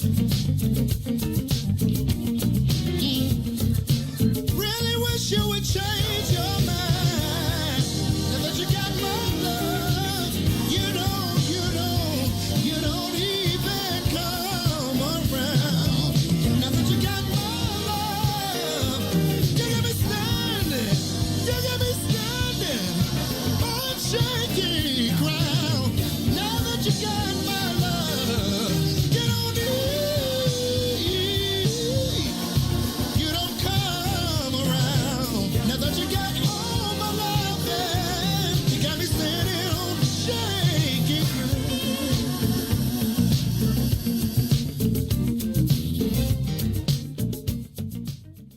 You are listening to the most dangerous show in the morning. This is What's in It for the Black People Radio. Maze Jackson. Maze Jackson, the most vociferous advocate for black people in the world. For Ruthie Moore, for Todd Stroger, I am the host of the Maze Jackson Show, asking every single day, what's in it for the black people? And if you don't like it, you can still tell them Maze said, Mayor Lightfoot, man, we ain't accepting that. We ain't accepting that. Let's go. Yeah.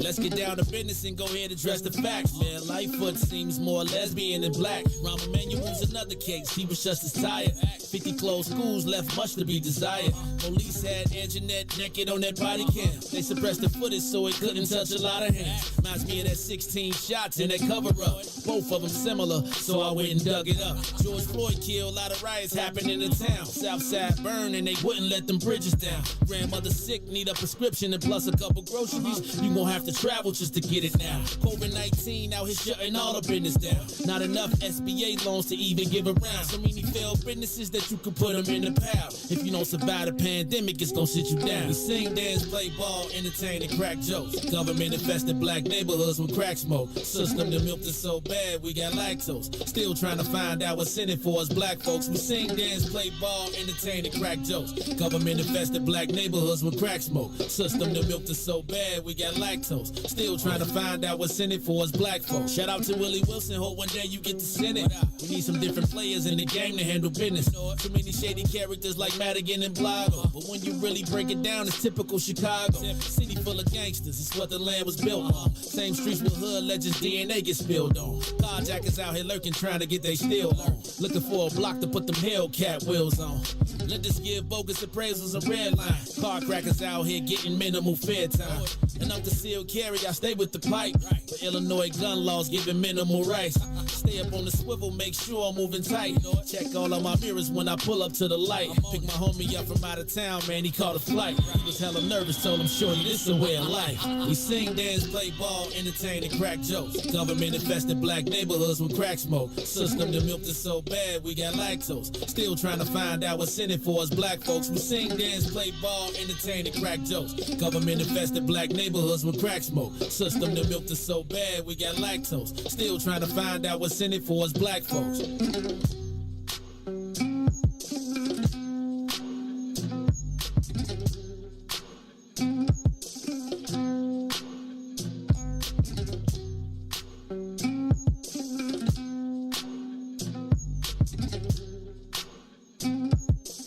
Wake up, Chicago!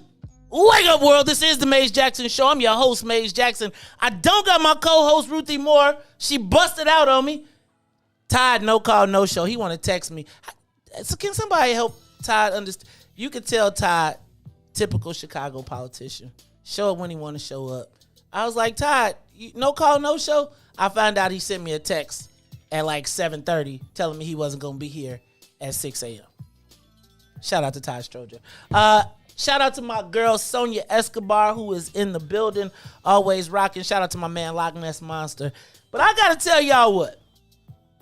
In the studio, right here, back live in the flesh, We were one of the very first interviews he did when he came home. And now, here it is a little bit over a year later, and he is finally off the papers. He is finally off the papers. Now, I'm going to tell y'all, depending on who you talk to, some people love him, some people not so much. But I always feel like whenever he comes to our community, seems like he's got a home. Hey, y'all, I am honored and once again blessed to have in the studio former Illinois Governor Rod. Now, Rod, we've been trying to figure this out. So is it Rodney? Is it Roderick? What is it, man? Rod Blagojevich, welcome back, man. We glad to see you. Glad to have you in the studio, man. And I see you got the perfect coif still. Thank you, Mace. It's great to be back. And it was so nice. Tune that up to your tilt that up like to that. Yeah. Much Hello, Mace, and thank you so much for having me. Been a long time. About a year, man. Yeah, a little bit more than a year. You were the first interview I did, in radio. Hey. After I came home, and I haven't seen you because of COVID. Good God, man, the COVID. So you get out, you come home. I'm gonna tell you, I think that if you would have came home and there was no COVID, I think you probably might have had a parade somewhere. Somebody might have been like, let's throw a Rod Blagojevich party. So we really haven't seen you out and about with that electric personality and charisma that you had. But yeah, it seems like you still got a lot of that fire and a lot of energy. When I first saw you, man, you were still trying to get your footing, it seemed like. I think you had been institutionalized. Would you say you've been institutionalized? Well, I don't know about that, but I was sheltering in place for 8 years in prison. I like that, sheltering in place for 8 years in prison. But you're home now, and you've been home for over a year. Before we even get into this, man, you have shared a lot of commonalities with people in our community, and we're going to talk about that a little bit later. But one of them is re-entry. Yes. Coming home and being reintroduced to society. I want you to go backwards, because I don't know if we really got to this, but tell me what it's been like over this last year, having been gone away 8 years, your kids grew up, reintroducing, coming back, and getting back into the swing of things. Tell me a little bit about what that's been like over the last year. It's been a blessing for the most part. It hasn't been as seamless as you might think, I'd sit there in prison for more than 3,000 days, just imagining from time to time I'd indulge myself what it would be like if I ever got home again, right? Mm-hmm. They give you a 14-year sentence. You can't even see the flicker of a light at the end of the tunnel, especially when you get started. And so you discipline your mind, and you try not to think too far ahead, because you got to take it one day at a time. But once in a while, I sit on my top bunk in that little 6x8 foot prison cell I was in. They put me in the higher security prison. Hey, you went to wait. You went you didn't go to the country club. You went to the Max joint? I went to the so-called country club, the camp, after 32 months. The first 32 months I was in what they call the higher security prison behind what they call the razor wire. There were about 950 guys there. There were murderers there, a bunch of gangbangers and drug dealers and bank robbers and con men. 2% were white collar, which would be what a governor would be. Okay. And but I would lay up on that top bunk, and I'd look through this window and past the bars on that window late at night, and I'd follow the I'd follow the light of a passing plane flying overhead and imagine myself. I actually closed my eyes and imagined myself on that plane with my 2 daughters and with Patty, my wife, going. It didn't matter where we were going, anywhere but where I was, and anywhere with them would have been just fine with me. And I would then indulge myself and think, well, what would it be like? What will it be like in the event that I ever did get home? I was confident I was going to ultimately make it home, but you never know. I saw some men die in prison. I actually saw them fall dead right there. Yikes. And so I would think about it, and you get this idealized vision that it's going to be just Rosy nirvana, yes. right? And it's been great, don't get me wrong, but my daughters have grown. My little one, Annie, was 8 years old when I left. She's 18 now. Jesus. She's going to go to college, and my older one is going to be 25 in August. She was a sophomore in high school when I left. So they're different, and they've grown up. And so getting to know them better and them getting to know me again has been a good problem to have, but it hasn't been so simple, especially for them. So let me ask a question. Do you think that is similar to a lot of people Of that course. have re-entered and come back home? Because, I think that there is always the thought that there's going to be this idyllic reunion. But I got teenagers, right? Yeah. And so I know what the heck it's like to have a teenager just being there consistently and then trying to come back in. And so I just can't imagine what that was like. So tell me what else you've been up to, man. Tell me what else you've been up to. Well, I've been busy and I've been lucky. I do this thing called Cameo where people pay me to give shout-outs, right? Which I never knew such a thing existed, and it didn't when I left home on the 15th of March, 2012. You see, that's another thing, Maze. It's humbling when you go through something like that because you ain't so great, you know? Mm-hmm. You think that when they take you out of the world's going to stop and wait for you to get back in it. It just keeps spinning around. And then when I got back in it, what do I discover? All this stuff that's changed, like the iPhone, which I'm getting better at, like cameos, which I make a living on partly. I do these cameos. I do these shout-outs where someone says, hey, Blago, can you send a message to my friend? He just got fired, and you know what it's like to go through hard times, right? So talk to me about that. And Right. because this is a cameo like market value based. So like people get to be. So what's your market value, dog? Talk to me. What you making? Well, Mike Tyson, for example, charges $2,000. Hey, man. But hold on, he's a heavyweight champion. I'm going to kick my ass. So Huh? let me stop. Go ahead. So He charges $2,000 to do a cameo. Okay. But he's been a heavyweight boxing champion. Brett Favre charges $500. He's got a Super Bowl ring.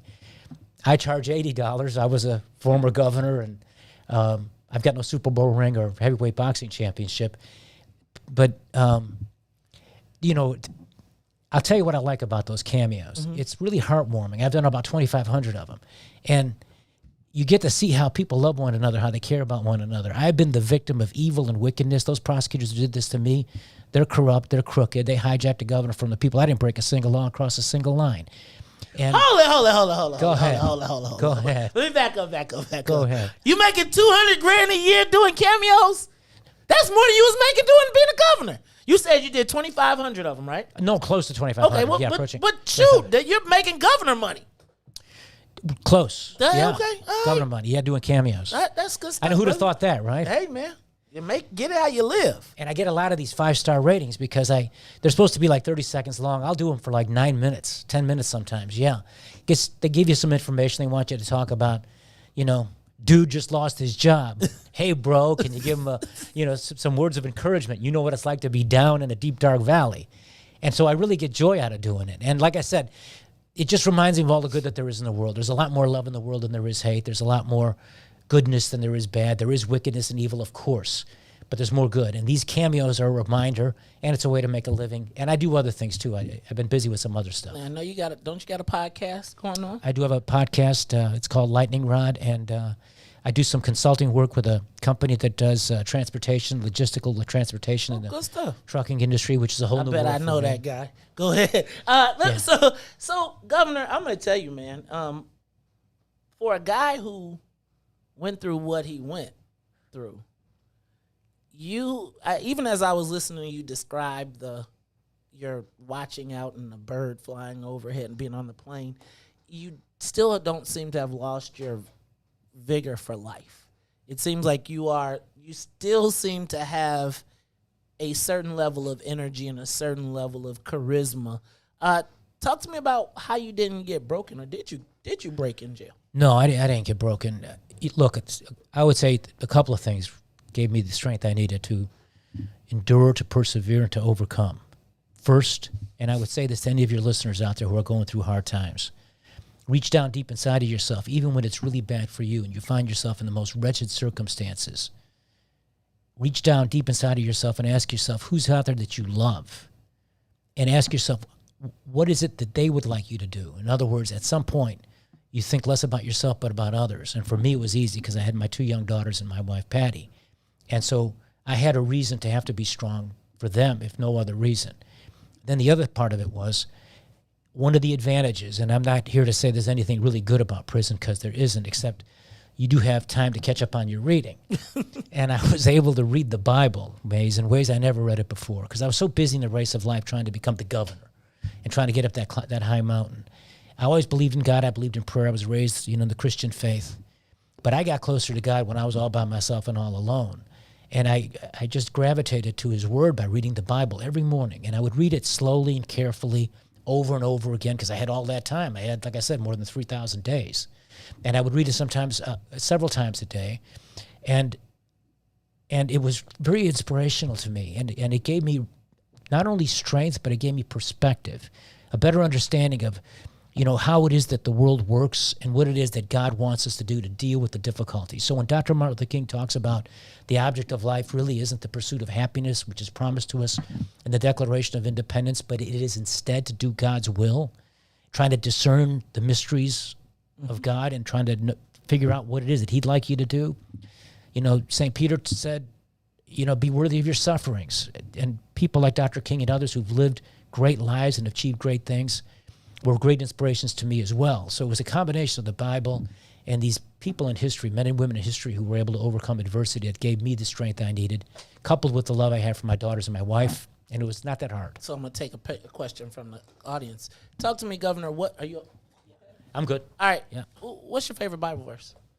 There's so many of them, right? Mhm. I mean, I Give love me this- one that jumps. Well, I love the story of Joseph, chapter 50 in Genesis. At the very end, his brother sold him into slavery. Mhm. He was sent to prison for something he didn't do. Mhm. That story spoke to me. And then, because God gave him the ability to interpret dreams, he was able to come to the attention of the Pharaoh, gave him great advice, became the governor of Egypt, helped his family. Dad dies. The brothers are fearful that Joseph's going to take vengeance on them for what he did. Instead, he said to them, what you meant for evil, God meant for good. And that story is one of my favorite ones. Dang, bro. So that's a perfect segue into what I want to talk about. So I got a few things. Governor, when you were the governor, let me back up. I remember I became a lobbyist in Springfield during when it was the most tumultuous time when you were in the midst of the impeachment, et cetera. That was literally when I got to Springfield. And I'll be honest with you, I used to sing your praises all the time, right? So Thank you. Full disclosure, the largest contract I ever got in the state in my history was during Governor Blagojevich's term at the Department of Transportation. We got the largest community outreach contract that had ever happened. It was $4 million. It was the biggest blessing in my life until it became the biggest curse in my life at that time.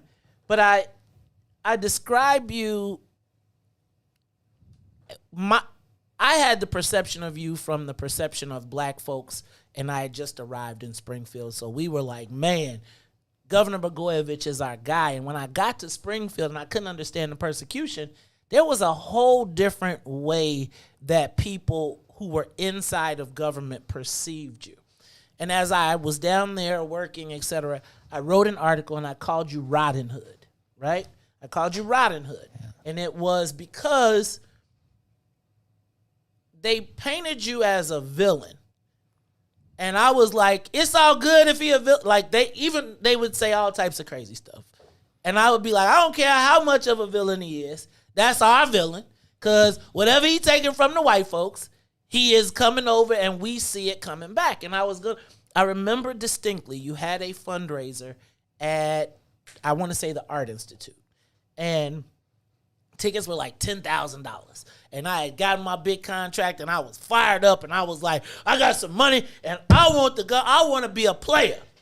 So I want to buy a table. And I was like, I'm buying tickets. And I distinctly remember, I'm not going to say the name, but I talked to him last night, political operative who was helping raise money. And he was like, brother, we just want you to do good. We'll get you tickets to this event. But we haven't had the opportunity to even participate. Right. You can come to the fundraiser because we're not looking at you all to try and take from you. And I feel like that was why black folks seem to connect to you, whereas the political community didn't.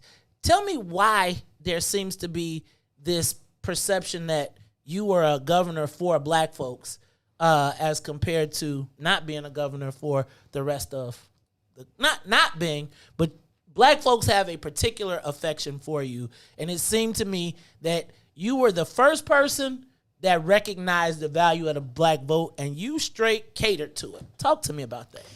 Or was that real? Well, I'm really happy about it. And I'm happy that you tell that story about the opportunity you were given. When I became governor, only 2% of the state contracts went to people of color. So I'm going to just tell you this. Yeah. On my show, yep, we don't do people of color. Okay. So I understand that's the point. All right. we are 100% concerned with the issues of black folks. When you say people of color, I want my folks to understand we're talking about black people, because this people of color thing has been a double-edged sword for us. Oftentimes when you talk people of color, then the next thing we know, we got there's a let's say a South Asian engineering firm that winds up taking the people of color space, which when you say people of color, the thought is that it's supposed to be black folks or black and brown. But go ahead. I just want to make sure that we talk about that. Okay. Well, I mean, 2% of the contracts were go ahead. Less than that were even to black people. And when they threw my ass out of the office, you can say that, right? Yep, you can. It's early in the morning, but it comes naturally. That's good. We're off the radio now, so you can go ahead. Okay, so what happened was by the time that I was removed from office, something like 40% of the contracts went to black firms, women-owned firms, and other firms that had not really had opportunities to enjoy the opportunities in the state. Now, it wasn't that I was trying to not keep white people down. I was trying to lift other people up. And when I think about how gratifying it's been to me and my family that I was able to do things like that for the black community. It wasn't by any design to get votes necessarily, because, when I first ran in the Democratic primary in 2002, Roland Burris, who I made a senator, he got something like 80% of the black vote. Vallis got something like 11%. I got 5% of the black vote. At the second time around, it was a lot different. But during that first term, I was able to do the things I thought were fair and create opportunity for groups of people that have been screwed historically and still are. So that was very good for me personally. I just felt right, that it was the right thing to do. And then, I had a deputy governor, Luana Peters, black woman who's a wonderful person. Had a young woman named Carol Adams who was a director of the lottery. Hey, Dr. Adams? Yes, she passed away. Carol Adams, then Carolyn Adams at the lottery. We had Dr. Adams. We had Eric Whitaker in public health. Shout out to Dr. Whitaker, who is probably listening right now. Go ahead. He was recommended by Obama, then State Senator Obama to me. And so I was able to put black people in high positions in government, too, who were highly qualified and did a great job.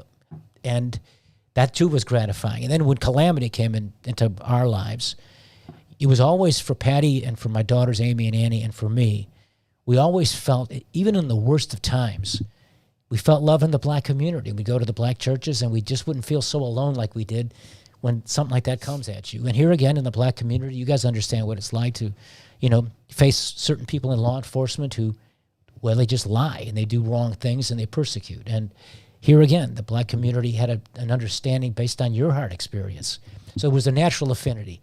And then my whole life, I've always felt that affinity. Even, my preferences in sports athletes and entertainers were either black or were white guys with a black style, like Elvis. Not Elvis. So you can't use Elvis. He never said that about Elvis. He didn't say those racist things. He stole. Well, that's okay, because he stole ain't nothing but a hound dog. Imitation is. He did. Imitation is the best way to make flattery unless you broke. Because the people who he took them songs from didn't make no money. We gonna get that back, but that's okay. Governor, now I gotta say this, because here's what I'm gonna tell you. Sonia, you got my piece. So here's the only time that I would say that you made me a little nervous, right? I'm gonna say this, and let me back up. I gotta give a big shout out to Patty Blagojevich. And you cool, but that woman straight held you down. When I tell you she held you down from family, she would drive down to the Bud Billiken parade in the midst of it and be like, here's the signs, could you please? And she never so I got to make sure that we show your wife some love and some props for that. But Governor, there's this moment, because you are like the ultimate, there's so many stories for you. There's so many biblical lessons and all types of stuff. I was thinking about, though, for all of my Robin Hood, there's this moment that we caught on a federal wiretap. Sonia, play it for me. Of all the African Americans I can think that are sort of qualified and vetted, and people will say, oh, that's a pretty good pick. The one that is least offensive and maybe gets you the most because it gets you that Secretary of State appointment is Jesse White. Right. Talk to me about What was y'all like? I always envision the two of y'all sitting on the couch at your house. He at his house. He's popping bonbons in his drawers, sitting on the couch. Pow, man. Least offensive. Tell me, how does this conversation come about? Like, and least offensive? Yeah, I know you're saying it right, and it really says something, I think, about our governor. Frankly, he also said in that conversation, he was trying to analyze the politics of it, and if I picked a black person, that'll solve your quote unquote, ready for this, your black problem. That's what he called it, a black problem.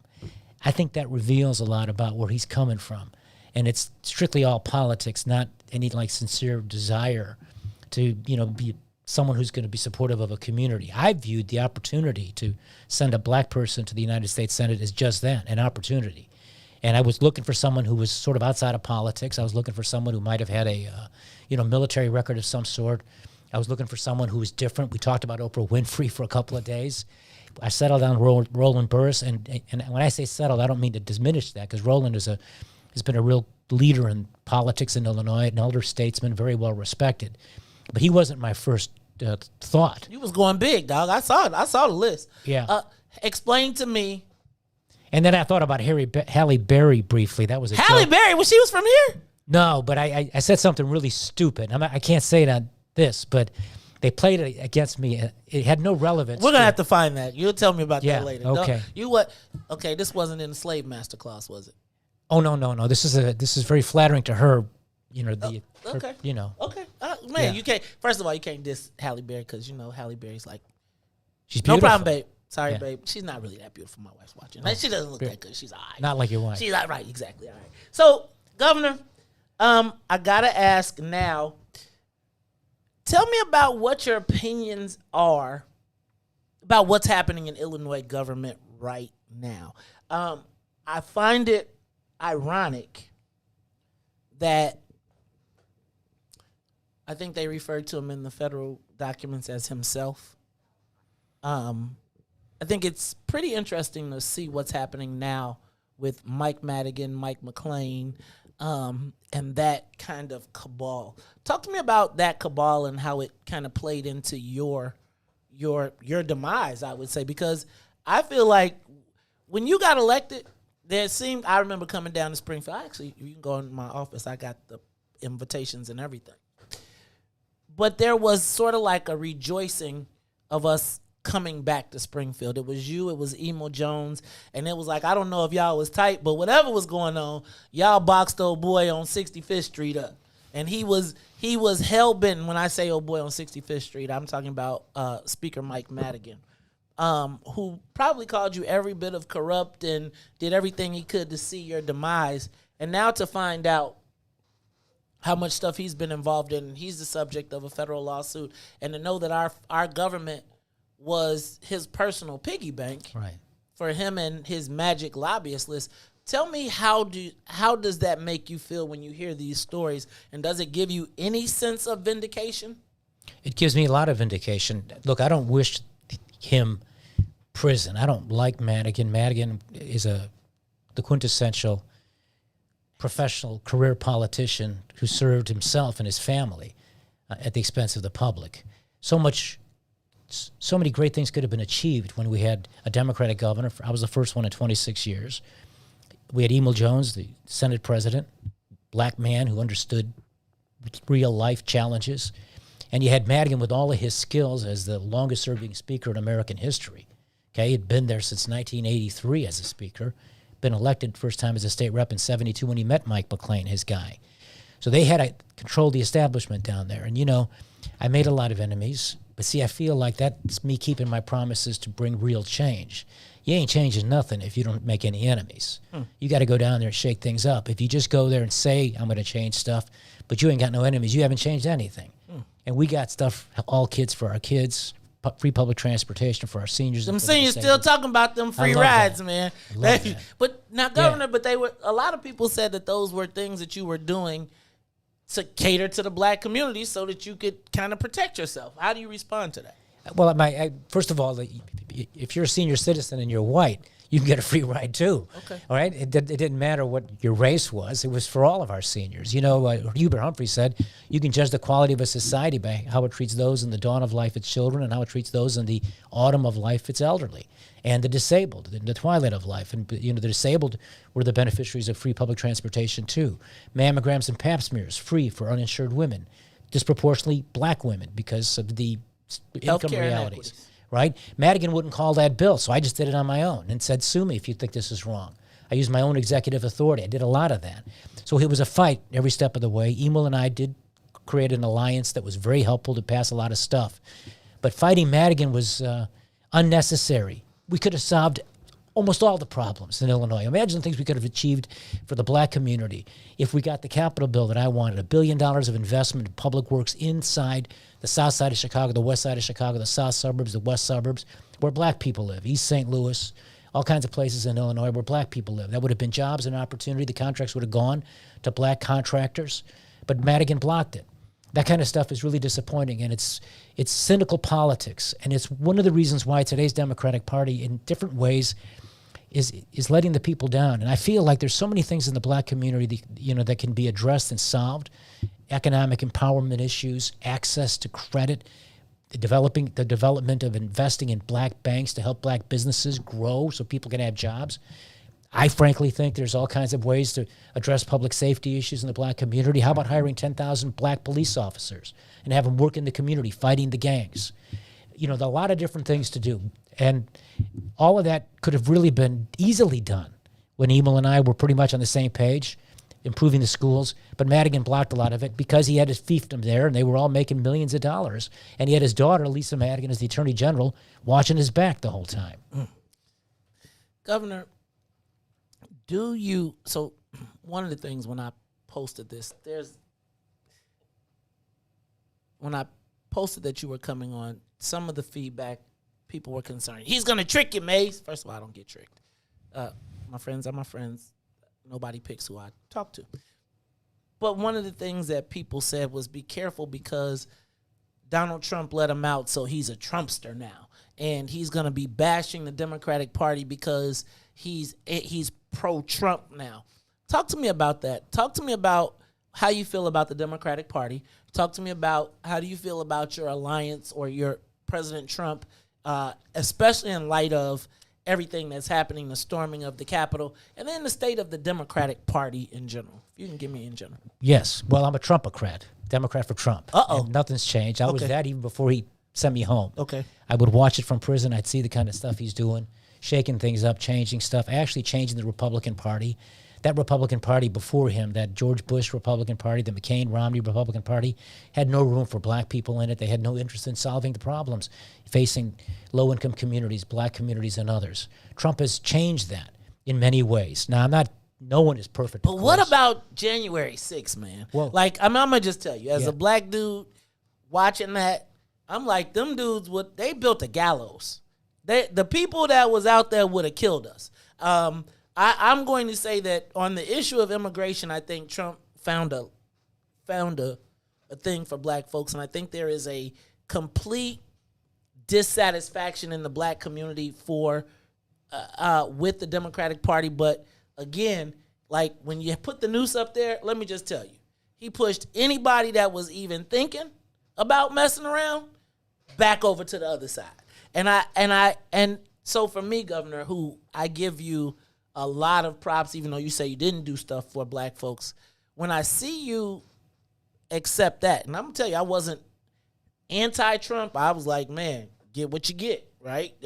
6 of one, half dozen of the other. I read what Joe Biden said, Trump said, all of that.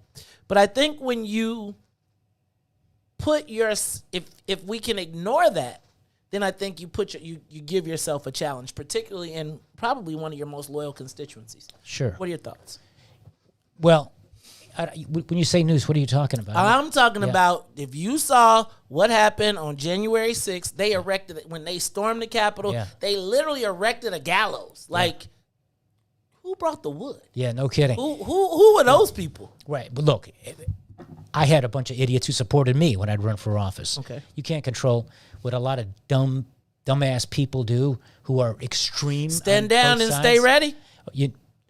Stand down and stay ready. No, I Proud Boys, that makes me a little nervous. Because you and me both know the second I get south of I-80, it's a whole different country. And that makes me a little nervous, Governor. Yeah. Did that give you any pause?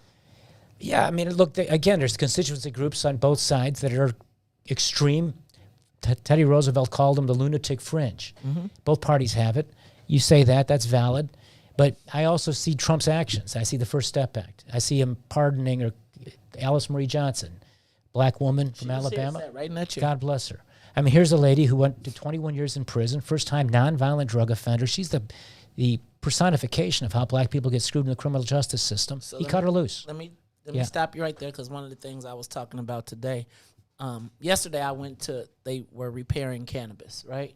Or trying to repair cannabis. And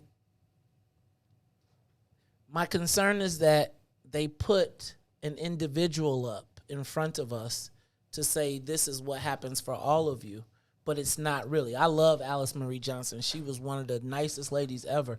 But do the same people that he's telling to stand down, stand back, are they the same people that see Alice Johnson the same way that we see them? Probably not. Okay. I mean, are you asking me, are there racists who support Republicans, including President Trump? Of course. Okay. Were there racists who voted and supported me? I believe that's true. I'm sure. Ooh, is Mike Madigan a racist? I'm sorry. Let me stop. Yeah. Yeah. I tend to agree with that. We all do. Yeah. We all do here. Yeah. It's clear. Go ahead. Yeah. Well, see, that's that kind of form of Madigan type racism. That's sort of like, behind the scenes, throw a little stuff here and there just to kind of keep people in their place, but don't really do the meaningful things that could create opportunity. That isn't just Madigan. There's a lot of people in politics, frankly, too many in the Democratic Party, who like to keep it just that way. And the Republican, they could get away with it and have been able to for decades because the Republican Party offered no alternative. I know Trump is a controversial figure, and I know that a lot of people don't like him, and he's been called a racist and all of that. I don't believe that for a second. I think he's the first Trumpocrat. He was a Democrat in the 1990s. He supported Bill Clinton. Okay? He's changing the Republican Party in a way that's reaching out to the black community, unlike previous Republicans. And I do believe it's important for any community, but especially the black community, to not just feel like they have nowhere to go but the Democratic Party. It ought to be a competition for the votes of people. And if the Republican Party continues in the direction that Trump's been leading it to try to reach out to black people, notwithstanding those racists and the idiots who are also part of that effort, because there are those, I think everybody will be better served, and black people will have better government for their communities because they won't just be a safe 90 to 95% of the vote for one party and just be given enough, but not nearly enough to live good lives. You just seem like you've been listening to this show, man. You've been listening to that's one of the things we talk about here. We ask what's in it for the black people. And I think one of the issues that we have is that because, and I will tell you, antics like what happened on January 6th probably pushed him way back in a constituency that was leaning, right? Or not leaning, but is really starting to come to the reckoning that even in the most democratic cities, they are the worst places for black people to live. Mays, let me just say this. Before that, Trump received more votes in the black community than any Republican since 1960. Oh, I'm clear. Yeah. Oh, I'm so 100% clear. And I think that one of the biggest things that happens, one of the biggest issues right now for black people is immigration, undocumented immigrants, and how is that going to impact our power? When you were here, when you were running, I think the Latino community was emerging into the power dynamic. I think the remap process, the final deal that Victor Reyes and the speaker and Juan and all them put together was that they would stand down on the acquisition, trying to take black wards and legislative districts in exchange for the $100 million for the schools, as well as some other things that they did. Talk to me about the political dynamics from where you sat to where they are now, from what you've observed in the last year in Illinois. The political dynamics in Illinois? Mm-hmm. Who are the players? Yeah. Like, I feel like the reign of the white Irishman is over. I think right? that's right. But now who becomes the emerging power? It seems to me that emerging power is the natural order of things would have seemed that it would rotate to black folks, but it seems like the Latinos have now kind of almost usurped the black community in this space. Well, I think if you're looking at it strictly from an ethnic point of view in the city of Chicago, and it comes down to numbers and places where you can get votes, I think you're right. The Latino community is growing dramatically, and its influence is following those votes. But I think that's a natural thing, and it's always been the case with ethnic groups that have come to America. Like you say, it used to be the Irish in Chicago forever. And, then somebody like me gets elected. People said I had no chance with a name like mine, right? I come from a little group. Man, it took me a long time to figure out how to spell that, but then I learned it when I had to talk to Dick Mill to get my check.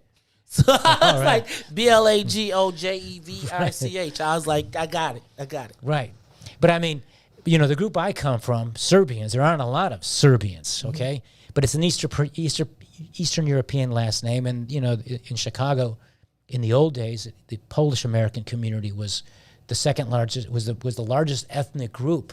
But they didn't have, so they had the most votes, but because the Irish political establishment was very smart in how they would deal with politics, they were able to maintain that power structure that you talked about. Gave them Lasky types. The Polish got the city clerk's office. Yeah, they would, exactly, that kind of thing. You put your name on it, but you ain't the boss. Go ahead. But, that kind of coalition politics isn't all bad, because it gives people a chance to kind of get active as well. And the agreements between the political leaders to do it, are generally mutually agreed upon. Harold Washington, for example, when he was reelected in 1987, they put together what was called the Dream Ticket in 1988. And I don't know if you remember, but Ed Verdoliak had then gone to become a Republican. He was running for clerk of the circuit court.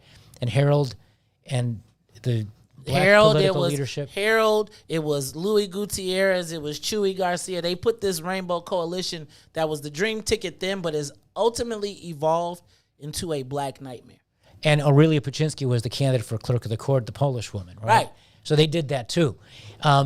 I think the politics today is, I think the city of Chicago, has still great diversity, and the Latino community is growing in its influence. But if I was black, I wouldn't see that necessarily as a threat. I would see it as just work out some relationships politically and build coalitions with the Latino community and other communities to pursue the interests that are most important to your communities. That's how the political system works. And, I was able to work with Emil Jones, white guy from the north side, black guy from the south side. Yeah, but that's that Senate President Emil Jones. He probably letting him right now. He what? I was mimicking his voice. Yeah. I might not have done a very good impression of him. Go ahead. But Emil's a very practical politician with a good heart. And that's a good combination, because you need somebody who's practical, who knows how to get things done. If you just have a good heart, but you ain't got that practical end, nothing gets done for the people. So I think Emil was a great combination, and it was a joy to work with Emil on the stuff that we were able to do together. And, it would have been so much better had Madigan gone along and joined us. We certainly would have liked to have had him, but instead he became sort of part of the Republican. He was the leader of the Republican opposition to us. That was pretty deep. Yeah. That's pretty deep. All right, Governor, we only got a little bit of time left. So one of the things I want to ask you is, you off papers now. You were supposed to do 2 years on, what is it? What do they call it? Supervised release. What does that mean? You got to go to a parole officer or something? Yeah, probation. Wait, you had to go to a probation officer? Did you have to go to the joint? Was it Zoom? No, I would go, and I would. You have to take drug tests. I'm happy to say I passed all my drug tests. What, do they still drug test you? Yeah. So you ain't hit no cannabis yet? No. Now that you off? Nah. Not even a caramel. Not even an edible something. Come on, man. No, nothing? Nah, not really. And I'm not, that was always around me when I was growing up, my generation, It was not legal, but everybody was doing it, right? I did it twice. I tried it twice. And fell asleep. But I don't think I knew how to do it right, There people you got to do it like 3 times, because it's the first time it's happening to you, but you don't realize it's happening to you. The second time, you're like, wait a minute, was that it? The third time, you're like, I got it. This is where I'm supposed to be. All right, Governor. So what do you think about the legalization of cannabis in the state of Illinois? I haven't really studied the issue much. It's been here for a while. They have it in Colorado where I was. Probably fine.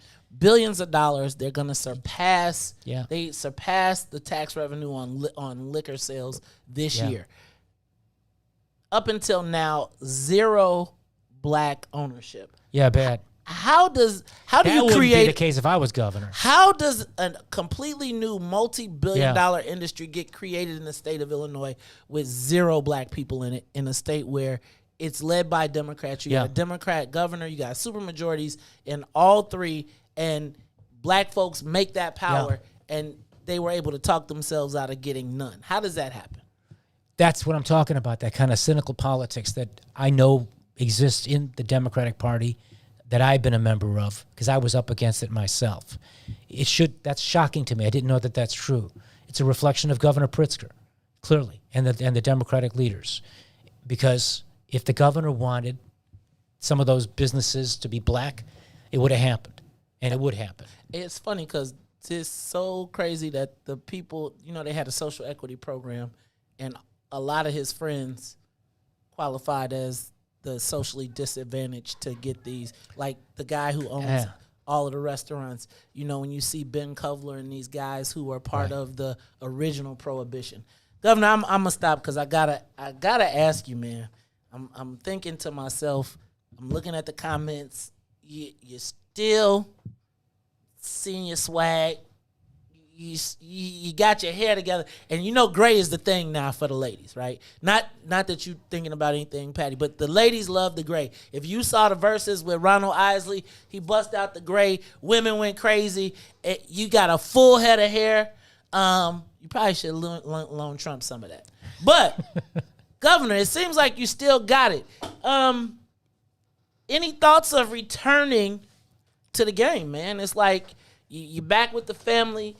Are you thinking, you got any thoughts of coming back to the game? Because I think there's some people you might be able to take out. My big priority right now. Here goes the politics. No. Look, he's like, I'm not concerned. You know how they do when they won't tell you yes, but then they leave. Come on, give it to me. Let me see so I could go bust it down. Well, first of all, 8 years in prison, right? I was making $5.25 a month. I went to college for that. You follow me? I got a lot of catching up to do. So I got to do more cameos, and I got to write a book, and I got to go out and give speeches where they pay you to give speeches and stuff like that. Now that COVID's over, I hope to do some of that and tell my story. I very much want to be really out there in front on criminal justice reform. I believe God has a plan for all of us, and there's a purpose behind why things happen. There had to be a reason why they did what they did to me, and I was where I was.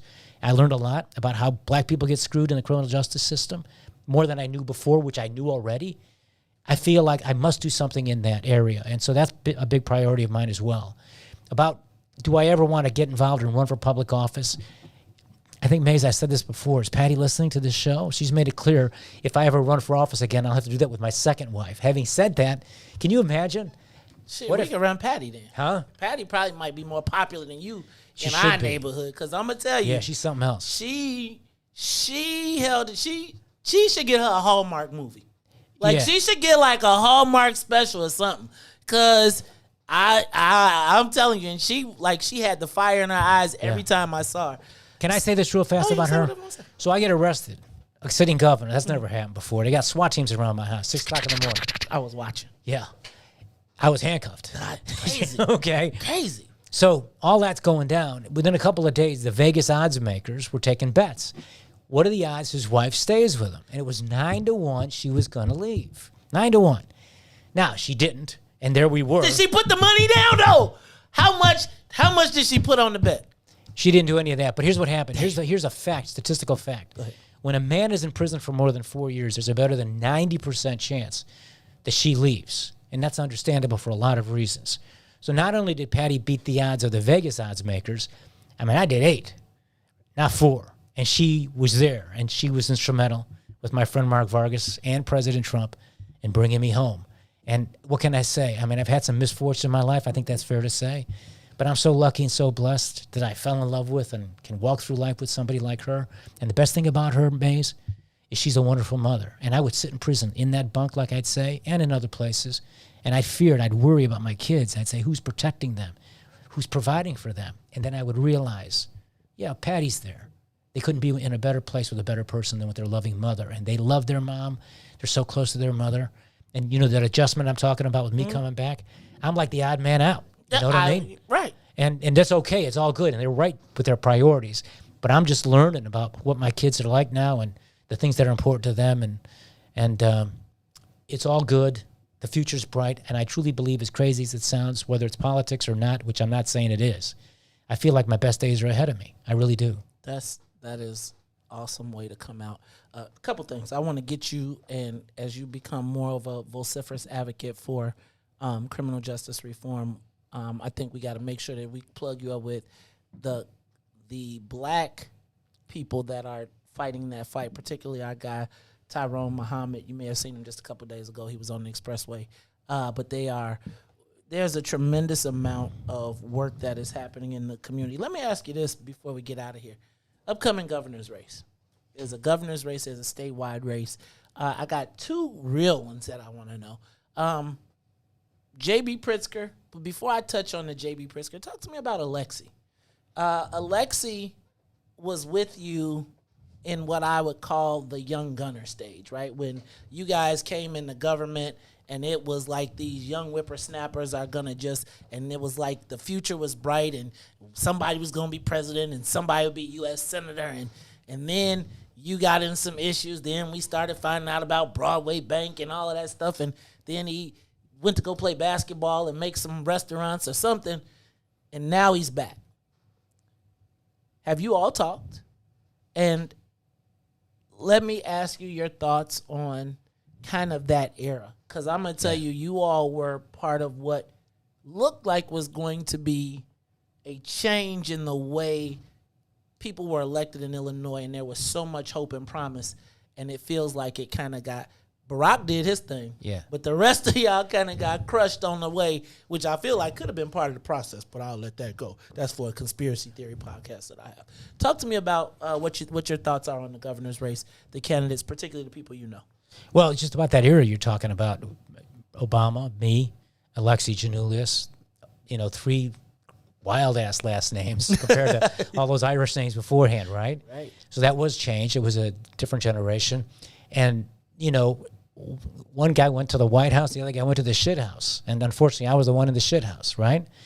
Julius, wherever he went, it wasn't bad. He was probably back in his family bank and probably lived a good life. That would have been They kind of shut it down, but it's okay. Oh, is that right? Oh, yeah, Broadway had some real issues. But we'll let that be. Okay. See, I miss a lot when you're gone like I've been. Okay. But I'm not even aware that is he running for governor? Oh, he's running for treasurer. Oh, for treasurer? Oh, no, excuse me, Secretary of State. Secretary of State. He was the treasurer, right? He was the treasurer. Now he's running for Secretary of State to replace Jesse White. Well, I guess it's like being Pat Quinn. You got to run for everything. You know what I mean? So you've been the treasurer, now you got to be the Secretary of State. What's Pat Quinn? He ran for Attorney General. He was Lieutenant Governor. He inherited governor, right? Mm-hmm. Yep. He was the Secretary of State. He ran for the United States Senate. Lord have mercy. Yeah, he ran for everything. Yeah. He ran for everything. Pat Quinn. That Pat Quinn. Huh. You know what? We need a podcast I need like a podcast where I can say, give me your thoughts on such and such. Give me your thoughts on such and such. Because I'm going to tell you, your demise was the catalyst for a lot of other people's success. And I saw a lot of people use you as a stepping stone to their own path forward. Governor Blagojevich, I'm going to tell you, I still maintain that if you ran for something, Patty, besides, as long as it wasn't against Patty, I think that our community, not as a whole, I'd say, but I think you probably pull an 80. You probably pull about a 70, 80. And I say 80, and I tell you, Hitler gets 20. Hitler gets 20 in an election. Just go to Mount Greenwood. You can see it. All right. We got to get up out of here. I am the host of the Maze Jackson Show. It has been awesome to sit down with our former governor. I like to call him Rodin Hood. He is former Illinois Governor Rod Blagojevich. Governor, I'll let you close very quickly. We got like 1 minute. Thank you, May. It's great to see you again. Thanks for having me back. It's always, for me and my family, a joy to be in the black community. Thank you to the men and women of the black community for their love, the support in the worst of times for us. We'll always remember that. We'll never forget it. Hey, y'all. I am the host of the Maze Jackson Show, asking every single day what's in it for the black people. So for Maze and Sonia, Ruthie and Todd, I am the host, once again, asking every single day, what's in it for the black people? And if you don't like it, you can still tell them. Maze said, we out of here. Stay tuned for a replay of the Book of Dawn. We out of here. Peace.